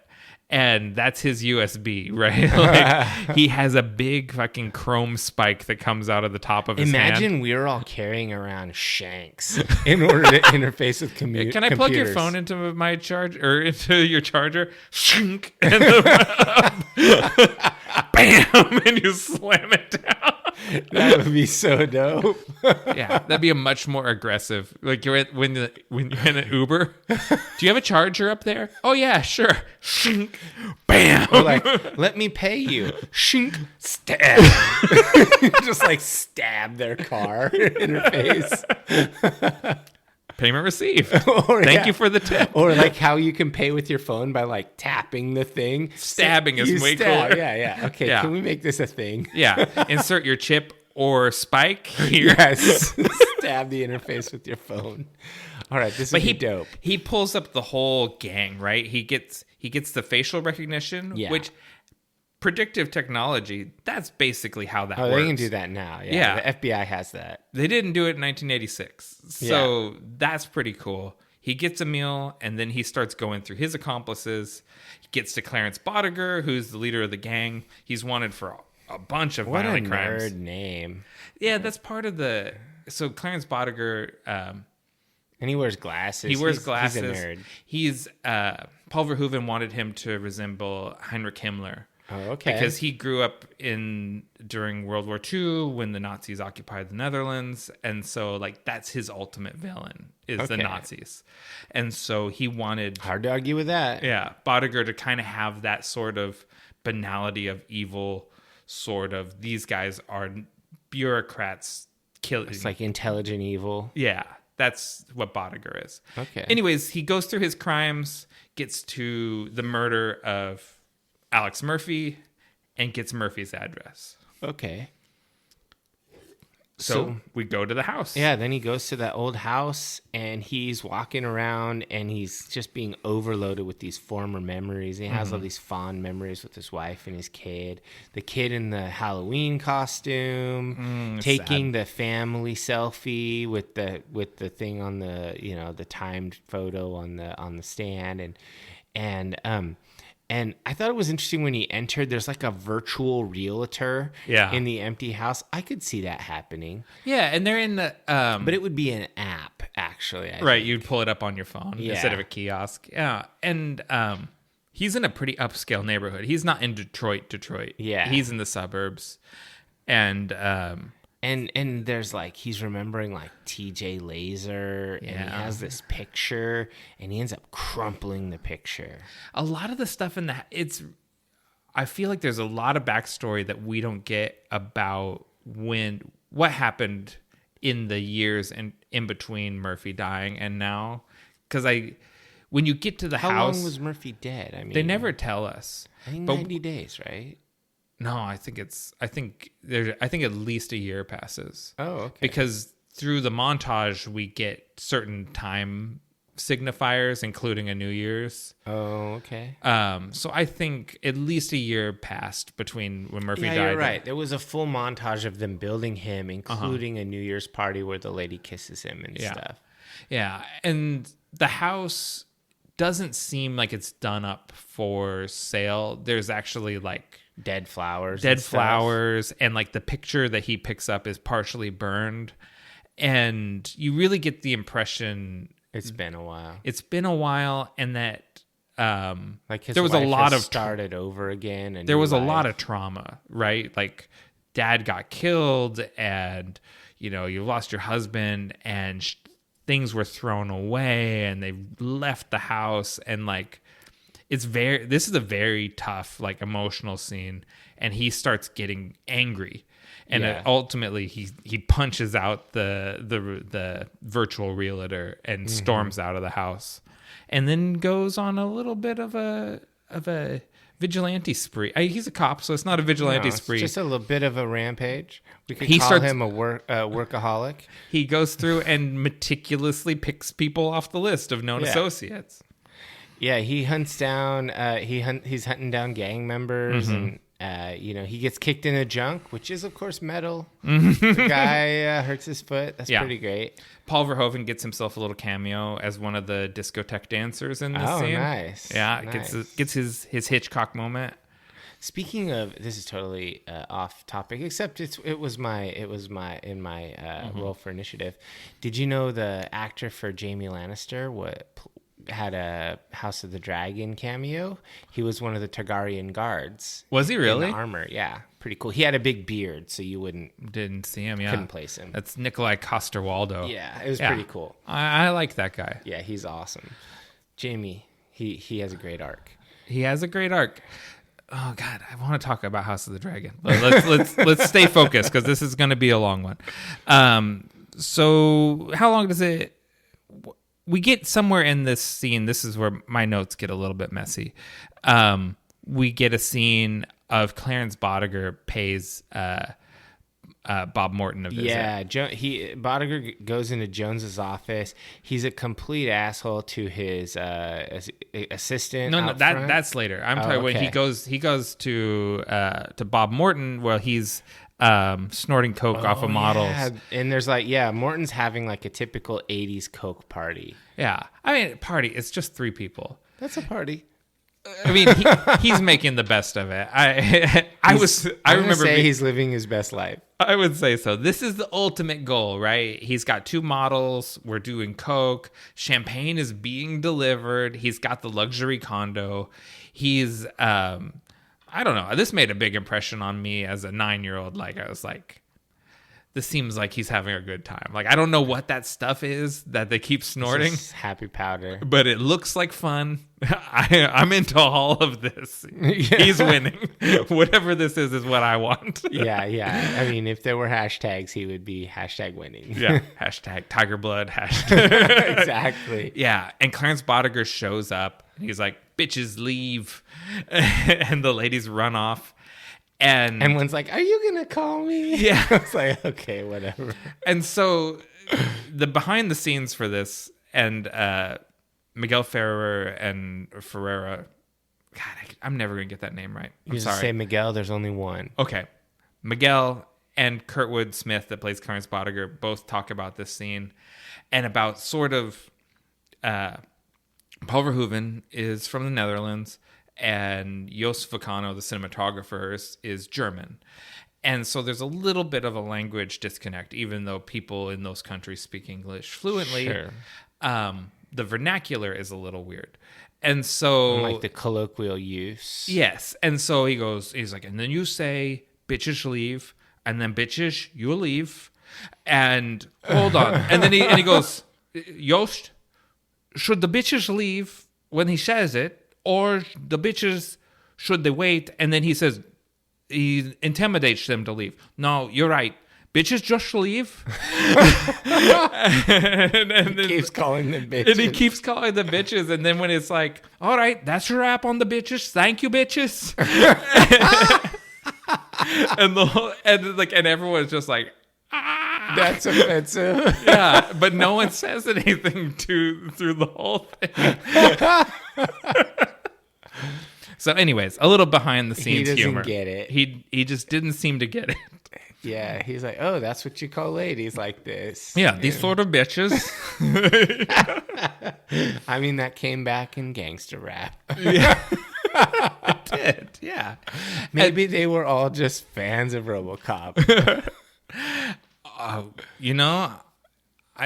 think that pans out. There's a lot of nerdy references in gangster rap of the time. But anyways, Bodiger whips out the DVD, which is not even a thing yet, and plays.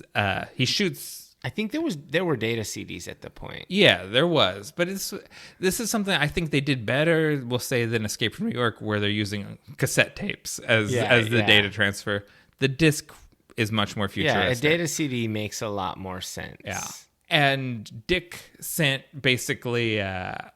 I told you you were fucked, and blah blah blah.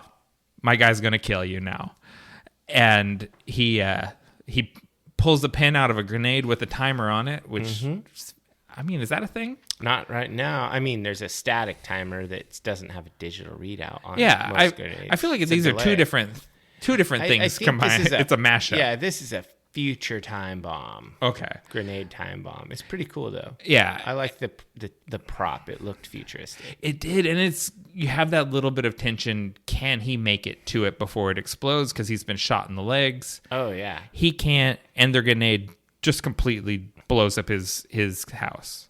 Man. Yeah.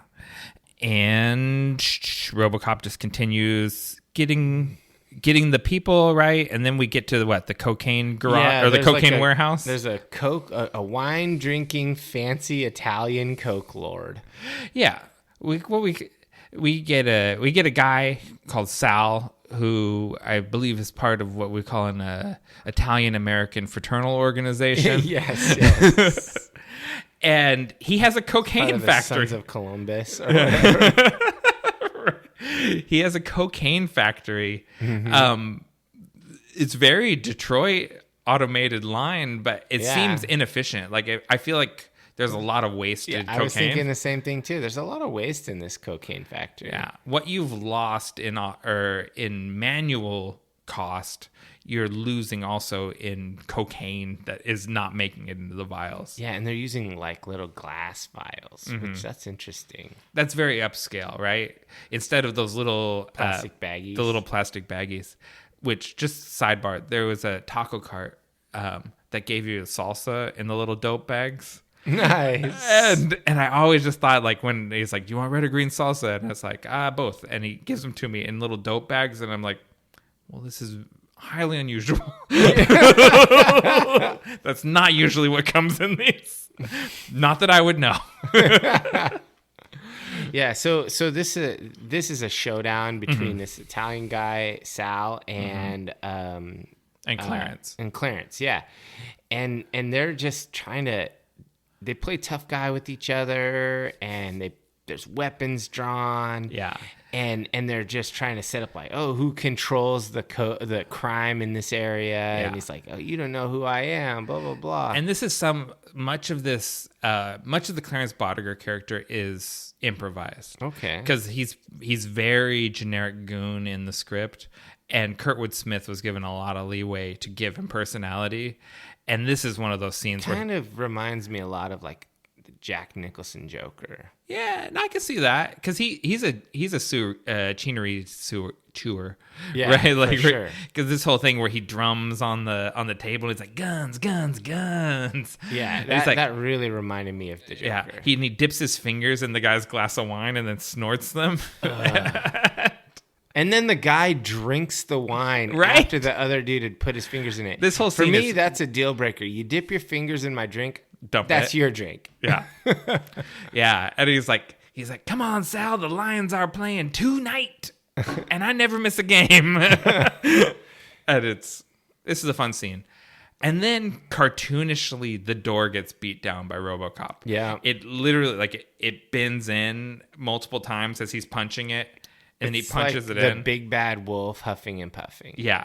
And then he comes in, and in standard 80s fashion, anyone involved in the drug trade is expendable. Yeah.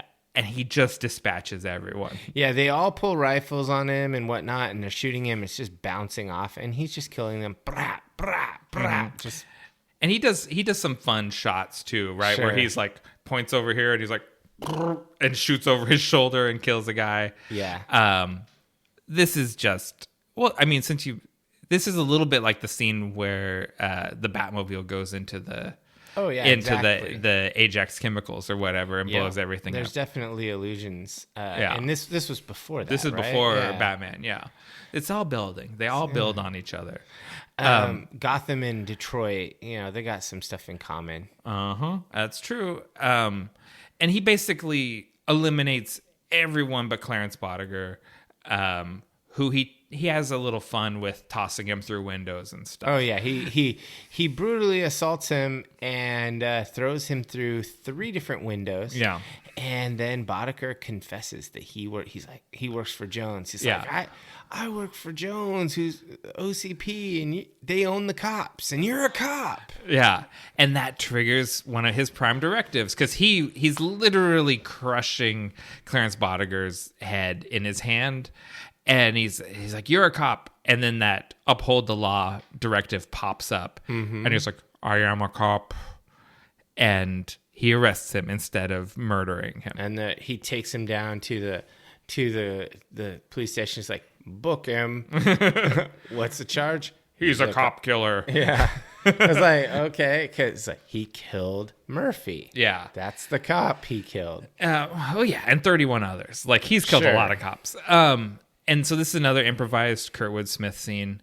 He's just supposed to say, "Give me my phone call," and he goes, What if I spit blood on the counter and said, "Give me my fucking phone call"? And Paul Verhoeven, lover of cartoonish violence, goes, "You want to spit blood?" And he's like, "Yes." Yeah, Paul Verhoeven is an interesting dude. Oh yeah, he is a real weirdo, and he loves the cartoonish violence. It's he just any opportunity to, it's like, does the violence go to 11? Let's do it. He just always wants to take it over the top. He wants to make things just extra. Yeah, in all ways. And so Robocop goes after Dick Jones. He's gonna go arrest Jones at OCP Tower. And Jones is watching the little GPS tracker the whole time. Yeah, it's very ahead of its time, having a little digital readout of where someone's going. Yeah, he has location sharing on with Robocop. with Robocop, and he just watches him coming. And Clarence calls him for his one phone call, and he gets sort of like the annoyed dad, like, "I'm very disappointed in you, messed up. but of course I'll get you out of jail, son." Because you kind of get you start to really get what their whole deal is. I guess it's the next scene with them where they really kind of lay out their plans. But Robocop goes to arrest Dick Jones.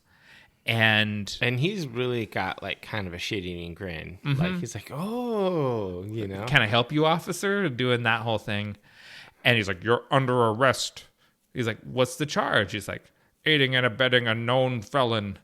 And he's like, "Well, I guess you better take me in." And he holds up his hands like to get the cuffs slapped on. And when Robocop gets over there, he can't do it. Directive 4 kicks in. Directive 4 prohibits him from acting against an OCP executive. Yeah, and so basically Jones villain-splains at that point, and then he opens up, unleashes ED-209. Yeah, he confesses to killing Bob Morton. Oh yeah, Yeah. and it's on camera. Yeah, because everything that RoboCop sees is on camera. Yeah, it's a total villain monologue in the moment, and then he unleashes Ed-209 to kill RoboCop. And Ed-209 does blast the shit out of RoboCop, but RoboCop gets his licks in. He rips an arm off. Yeah, and as it turns out, there's a fatal design flaw in Ed-209. He can't use stairs. Oh, this is one of my favorite scenes, Ed-209, because all it says this is one of those things where all it said in the script was that he can't walk down the stairs, and Phil Tippett just takes it to the next level, like where he comes in and it like tries to put a foot down. His big foot, he tests it and then finally thinks he's got it and then tumbles down and ends up on his back. Like, have you ever seen a puppy that has never experienced stairs? It's totally that. It's exactly that. It's exactly that. And he imbues a personality into the Ed-209 robot. It's already kind of animalistic in the way that it growls, and then when it falls on its back, it's pig squealing. Yeah, it goes, and so RoboCop gets away. But when he gets downstairs, all the cops from his precinct are there, and all the cops from one of the other precincts, one of the more funded precincts, is there. I guess the ones from the nice neighborhood. Yeah. And the cops from his precinct don't want to shoot him, but the cops from the other precinct that were involved in the hostage situation that he intervened in light him up. They just all start blasting him. Yeah. And it kind of mirrors the scene when Clarence Bodiger and his gang killed him. So now he's been shot up by the good guys and the bad guys.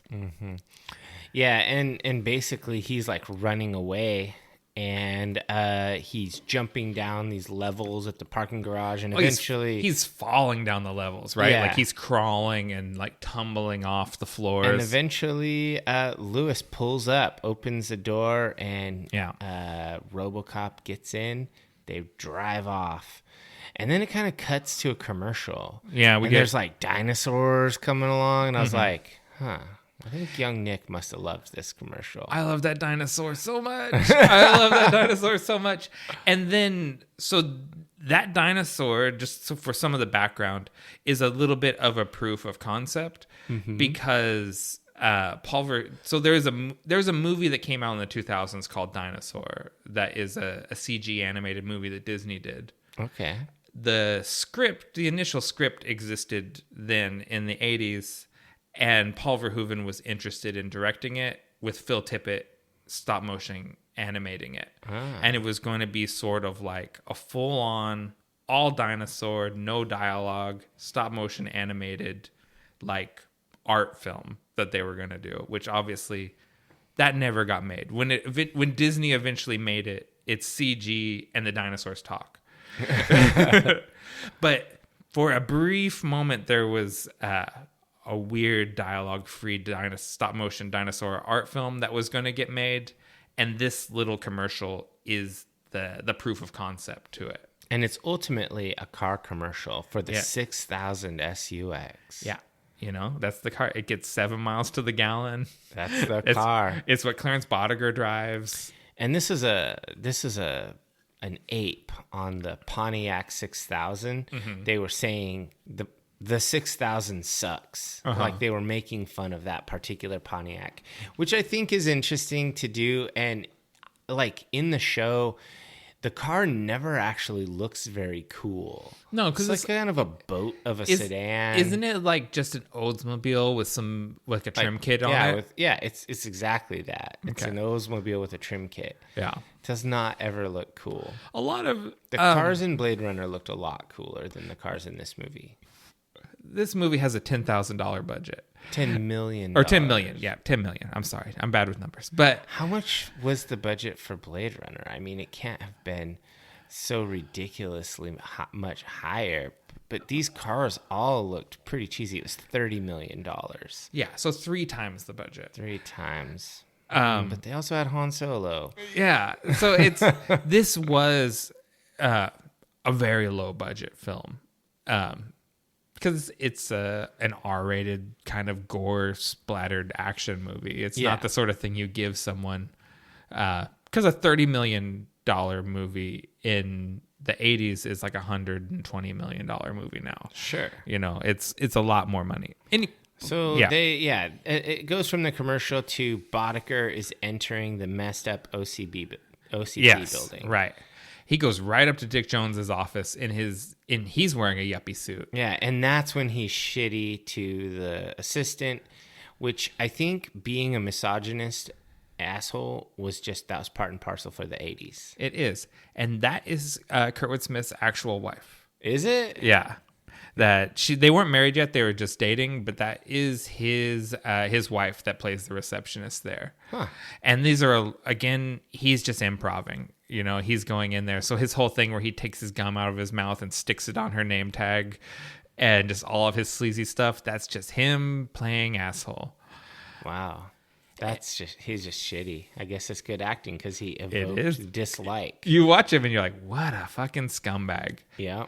And you're just amazed that this guy who's a known felon and is considered the crime boss of old Detroit just walks in to the office without an appointment, and it's just fine. Yeah. And so basically, like, at this point, he they have this discussion, and I thought it was great when he asks him, he's like, do we have military tech? And he's like, we practically are the military. Yeah. OCP has problem. They just run everything. They're just Amazon. Or are they Google? Or are they both? Yeah. The line gets very thin. They're one of these corporations after several of them have merged together. Yeah.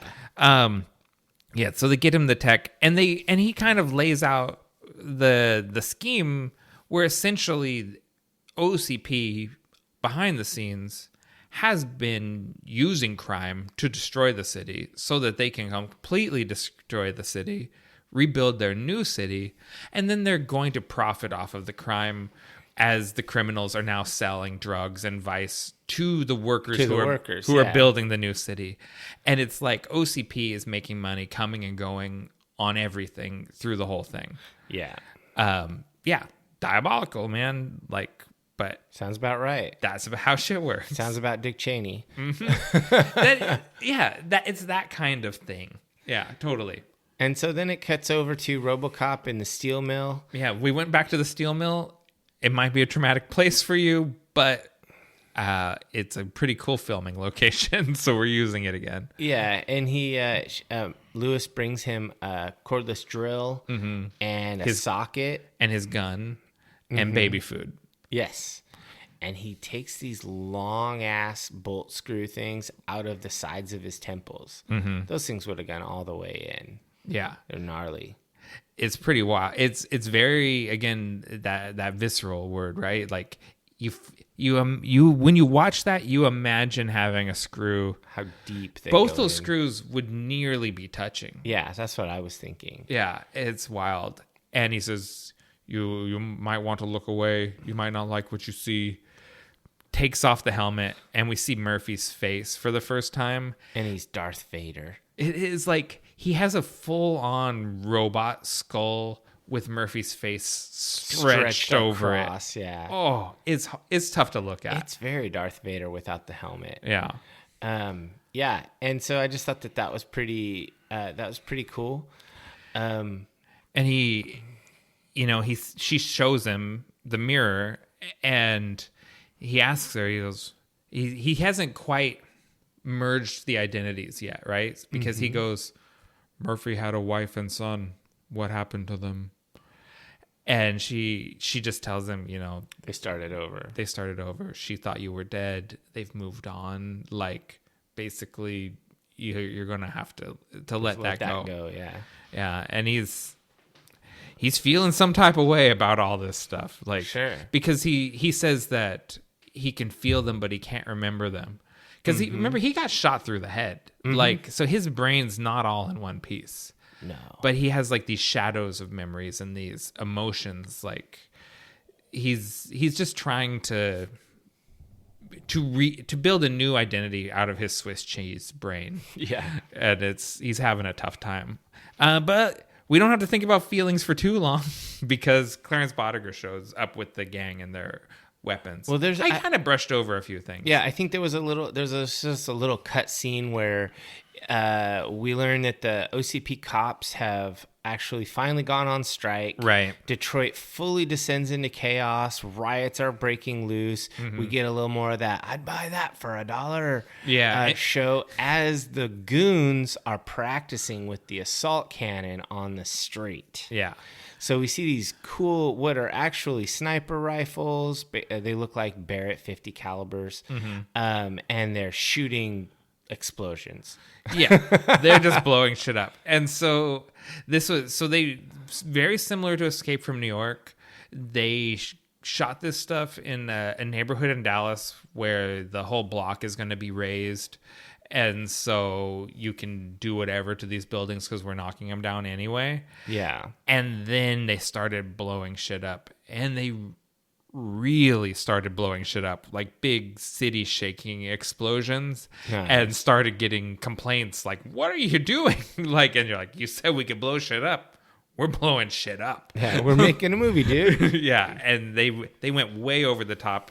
The goons ended up getting stunt pay because the explosions were so extreme, and Wow. they were the explosions got closer to them than you're allowed to do with face actors. And so they had to give them stunt bonuses and stuff. And Interesting. yeah, it's a very over the top, crazy scene. I guess that's why they went over budget by $3 million. Probably because they blew up a whole neighborhood in Dallas. Yeah. And Lewis helps Robocop recalibrate his targeting system. That was the other thing, because he can't, like, his arm isn't matching with what his eyes are seeing, and so she kind of helps him, guides him, gets them relined up just in time for the goons to arrive. Yeah, and they show up at the steel mill, and I'm thinking, like, as I'm watching this, I really like the scarred and gnarly Robocop better. It's kind of like a Mad Max cyborg look. Like he's all like got this battle damage, and I just think he looks really cool. I mean, it's one of the reasons I think that it was so hard for them to make sequels work. Because he goes on such a satisfying arc over the course of this movie where he sort of, as robo pieces are torn away, his humanity is increased. And Basil Podoros' score is reflecting this too, right? Where it was a very synth score early on when he's introduced as Robocop, and it's become a symphonic score with a full orchestra as more and more of Murphy has been revealed. it's a little more human. Yeah, and so where this movie ends here pretty soon is so satisfying that when you come into RoboCop 2 and we've backpedaled a bit and he's a little more robotic and he's put back together and you've undone some of this journey, you're like, no, we were further down the road than this when the last movie ended, and it feels unsatisfying. So I think that's part of why this is done so well that when you try to backpedal, it feels like you're taking something away. All right, I can see that. Yeah. So basically, not to gloss over it too much, this action scene at the end is pretty unremarkable. They're shooting assault cannons at him. Yeah. They don't ever really hit him. Looking for me? Yeah, they never hit him. He shoots them. Yeah. One of the guys gets away and kind of runs around and gets a sniper position, and they end up dropping... Don't brush over the coolest thing that happens in the whole movie. Oh. When Emil crashes his van into the vat of toxic waste. Oh, yeah, and we get a Toxic Avenger moment. And we get a Toxic Avenger moment, and he runs around while he's melting. Yeah. And he goes up to the one guy that's kind of like the sleazy guy of the gang, and he's like, "Oh, get away from me!" And eventually, Clarence runs him over with the car, and he explodes like a bag of shit. Just boom. And not like a person. No, just all liquid. And that's what Clarence said. He goes, "Oh shit!" Yeah, when he drives through it. That cool car just got covered in toxic remains. I just it's a steel foundry. Why does it have like a 2-story vat of toxic waste? Like, what toxic waste is produced? I mean, besides just like the heavy metals, right? Like the lead and cadmium and all that stuff that gets into the soil. That's toxic waste, certainly. But it's not going to do that.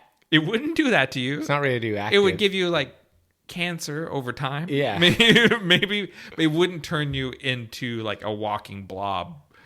But whatever. This is just a wonderful moment in the movie. Yeah. Okay, but and so then they get a crane lifts holding a whole bunch of steel girders and whatnot. They end up dropping it. Clarence drops it on Robocop and he's like, yeah. And he has his villain moment. He goes down there and he gets stabbed with a data spike. Well, you're brushing over a few things. So one, Clarence shoots up Lewis, right? Sure. So she's down, but heavily wounded. Mm-hmm. The other goon is up in the crane. He drops the steel girders. Lewis shoots him with the assault cannon. Yeah. Blows him up, and then she kind of passes out or whatever. Robocop comes out. This is important to the Christ metaphor. He's shown walking on water. Because he comes out there. This is sort of his miracle, one of his miracle moments, right? Then he drops the girders on him, and then Clarence comes up. I just thought it was a super shallow puddle. Visually, he's not literally walking on water, but he's shown walking on water. And then Clarence pierces him with the spear, which is another big part of the Christ myth. And we should do an episode of that. Where we just the Christ myth, just about Jesus. We should the Passion of the Christ. We could do a top 10 Jesus movies. Oh God, we'd get a very strange audience. Yeah, our loyal 50 would go away. I don't know. I feel like you would get some people that are interested in theology into it, and then people that are interested in deconstructing theology. Yeah, this is the whole thing. Yeah, top 10 Jesus movies. All right. We'll look that up. But I stepped on your toes there. No, he stabs him with the data spike finally. Yeah. And then, Lewis says, "Murphy, I'm a mess." and this is a Peter Weller improv. He's just like, he has this great delivery. He's like, "They'll fix you. They fix everything." And he sounds like so resigned and depressed, like, because he is a Frankenstein, right? Yeah. Like he's Murphy, but he's not, and but he still has a mission. He still has things he needs to do, so he pushes the girders off of himself. Yeah, and it's just such a good delivery. And then he goes to the OCP office. And he brings an autocannon. He does, because there's Ed 209 guarding the door, and he just blasts it. Yeah. And there's a really fun moment where it walks around and falls down. With no torso. It's just legs. Yeah, and its little foot flicks for a little while. Yeah. And it's like, that's that extra Phil Tippett magic where he puts that kind of reminded me of Jurassic Park, Phil Tippett, before CG, early on, Phil Tippett was attached to do Jurassic Park, do the dinosaur effects. Interesting. Which we would think very differently about that movie if it was all stop motion. Like, it would become much more of a, wow, that was a really cool movie, but not like what it was. Yeah. Which was a, wow, I've never seen anything like that. For sure. It was a whole different world at that point.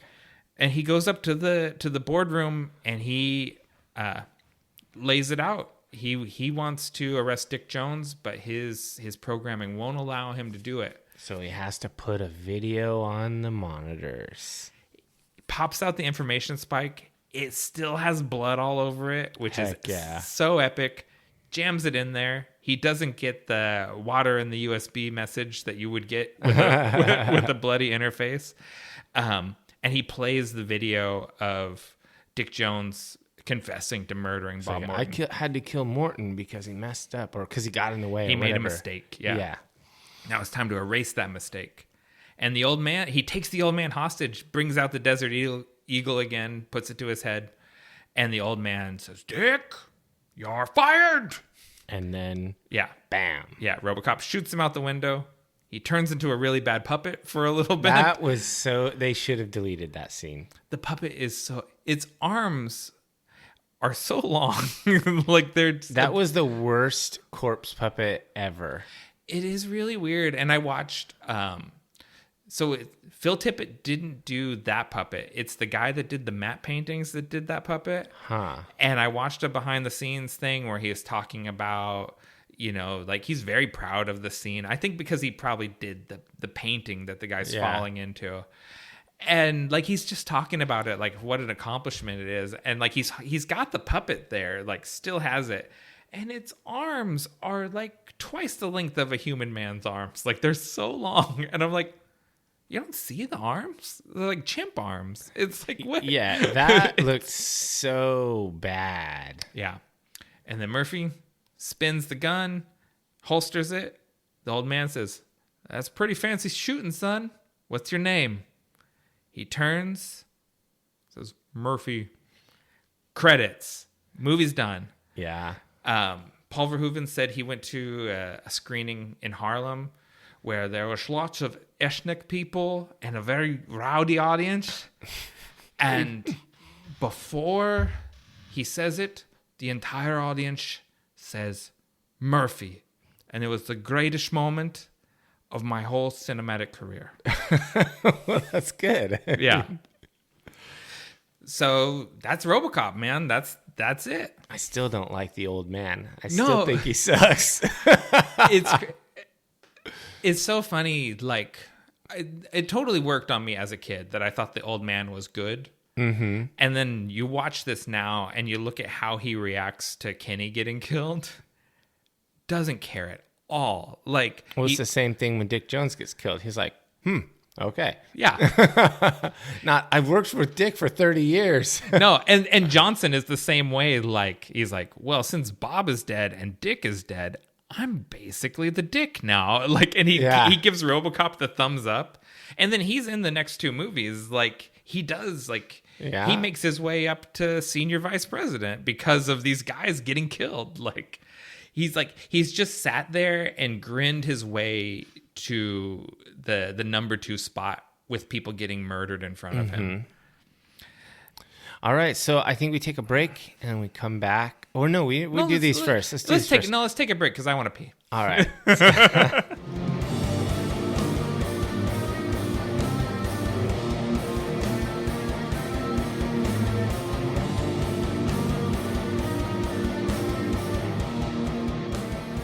Okay, welcome back, divers. So, Dave, what worked for you? All right, so like you said before, the storytelling is really tight. Mm-hmm. There is not a lot of wiggle here. There are not very many garbage scenes that were extremely cuttable. This had a really nice pace. Mm-hmm. Everything worked together. The sets, the lines, the story beats, everything felt super intentional. Mm-hmm. And it was all just really... It was really cohesive. This isn't one that was like a rambling thing. No, it's the opposite of a Repo Man where we shot a bunch of shit and let's cobble it together into a movie. Yeah, this is super tight, super cohesive. I think that the writing was extremely intentional and the directing was really good. I enjoyed the decisions that he made. Mm-hmm. So how about you? What worked for you? My first thing I have is the social satire. I think that Edward Neumeier and Michael Miner and Paul Verhoeven, with what he brought into that, more accurately predicted the future that we live in than just about anything else. We live in a world that looks very similar to RoboCop's, especially with the surveillance state and all of this stuff and certain things that go on with law enforcement. This is much more like Blade Runner set in 2019. and it looks like something that's far in the future. This is set in 2043, and it looks like it's set, 5 years ago or more. You know what I mean? Like, it's much more the world we actually live in. The special effects, Rob Bottin's Robocop suit and Phil Tippett's stop motion animation. I just think all this stuff is iconic. And Basil Pordoris's score. I'm such a huge fan of him. He did the score for the Conan the Barbarian movies. And he's one of my favorite film score composers. So I don't know that this is his best score, but I just like him so much that when I hear his sort of signature motifs, I recognize it as like, oh, this is Paul Doris. No one else sounds like this. So I love the music. What didn't work for you? So I think this was like the Highlander TV show. It was much better in my memory than it was in my rewatch. Ouch. So I remember it being like a golden vision of an amazing action movie. Mm-hmm. And in my rewatch, it was just corny as fuck. And I mean, it ended with that puppet falling, and I was like, yeah. That all fit. That really sums it up for me. It's that fucking puppet. Okay. And then the old man that you're supposed to like, oh, some fancy shooting, son. What's your name? Yeah. It's like, how about fucking off? Like that. I mean, like, I really felt it was tropey. Mm-hmm. It was a million things rolled into one. It was Frankenstein. It was a knight in shining armor. It was a superhero, which means it was not very original. Because these two writers who wrote it together were students of the classics. Yeah. These guys know the business. They're from the business. Right. And they collaborated to make this a really tight story that draws on tropes that you're going to know and love, which is the opposite of creativity. And so they really were on the nose with a lot of stuff that was it was like one of those things where it's like scientifically designed to make you react. Right. It's like, yeah, you reference Jesus and blah, blah, blah. And it's like, okay, cool. How about making something up of your own? Because it wasn't that interesting. I just think that there are no story turns.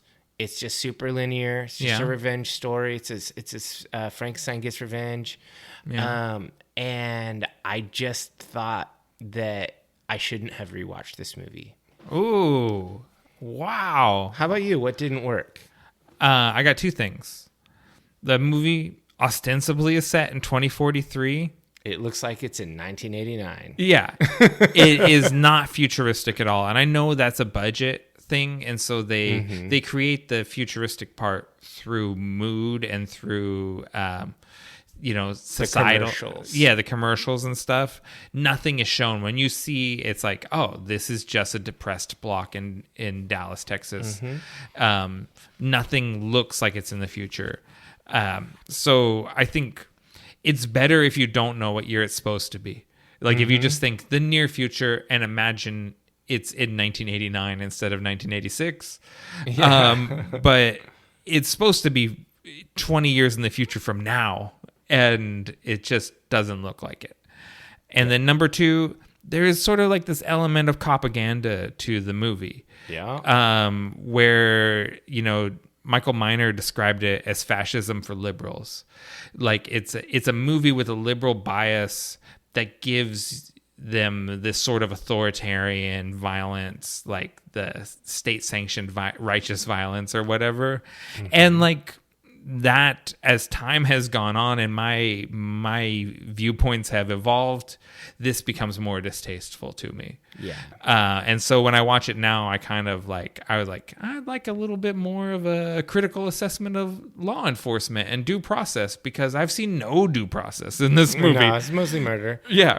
Robocop just dispenses violence for the state and we cheer. And I want to interrogate that. So there's things I feel like it could have gone deeper on, like things that I would want what I would want the sequel to focus on is to go into the transhumanist stuff. Like, what is the nature of humanity? What makes you you? Is he Murphy? Is he a new being that's made out of Murphy? Did 209 have feelings? Does it? I mean, it seemed like it was in distress. It's almost like not human self-aware, but it is. It does seem like an animal. Yeah. Like it has a pretty sophisticated AI, but not to a human level. But it does seem to experience emotions too. Yeah, and pain and all that. And so, like, those are the sort of questions that I would want to explore, and I just don't think anyone was interested in getting into those. It was a little bit more of an action flick than that. So that's my thoughts on it. I guess what's your rating? So I was a little torn on this. Did you look at all the Metacritic and all that stuff after I rated it? Oh, okay. I always do that after I rate it. You want to get your true opinion before you're biased. Yeah. So I was okay. So part of me was like, there are some super fun parts of this movie, and I love the way Robocop looks, and I love the performance, the intentional movements, and there are some high highs and some low lows in this movie. You really dock a lot of points for things that I think are intentional, though, with the over the top. Then that means I didn't like it, right? Yeah. If you intentionally did something and I didn't like it, it's fair that I downgrade it. Okay. If it's an accident or a budgetary concern, like I didn't bring up the fact that the block in Dallas that they were blowing up looked like it was from the 70s, and there was no effort made to modernize it. Not at all. None, because I understood that was just a set that it was a budgetary thing. Whereas if I compare it to Blade Runner, where every street set looks like the future, right? That's a budget thing. So I didn't even bring that up. Right. But the things that they intentionally did that I disliked, right, I can validly criticize that. Okay. So I think this was a movie of high highs and low lows for me. So I gave it a 3. Okay. I wouldn't have felt good giving it a 2. I also don't think it warranted a 4. Ooh, see, I think it's better than a 4, but I've spent like the last week trying to talk myself into a 5 and never been able to get there.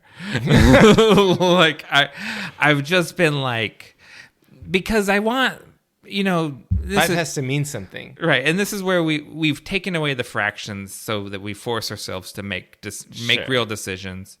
And I would have given this probably the 4 1/4 or the something that's to let it, because I think this movie holds up beautifully, and it's something I've gotten more out of this movie every time I've watched it.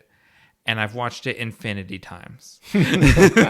So it's like, it's a strong 4 from me. Okay. So that's good. I mean, then that puts us very close with IMDb and Metacritic.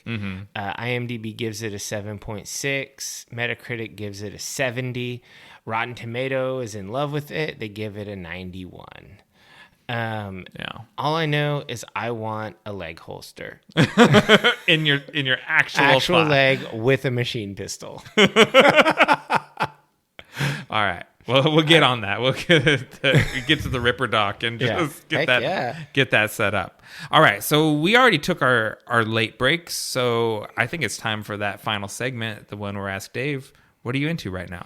All right, so I went to. I mean, what I've been doing lately is I've been watching a lot of shows. I'm not like a. I have certain shows I like, and when a new season comes out, I just watch those things. Right now, there just happens to be like 4 or 5 shows I really like What We Do in the Shadows, Reservation Dogs, Alone Frozen, House of the Dragon.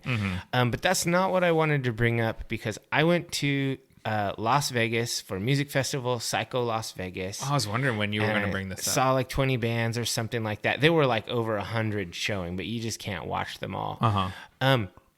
And so I wanted to just feature one band that I could point the divers to, that I think has a lot of a broad appeal. Okay. It is a band from Denver, Colorado called Dreadnought.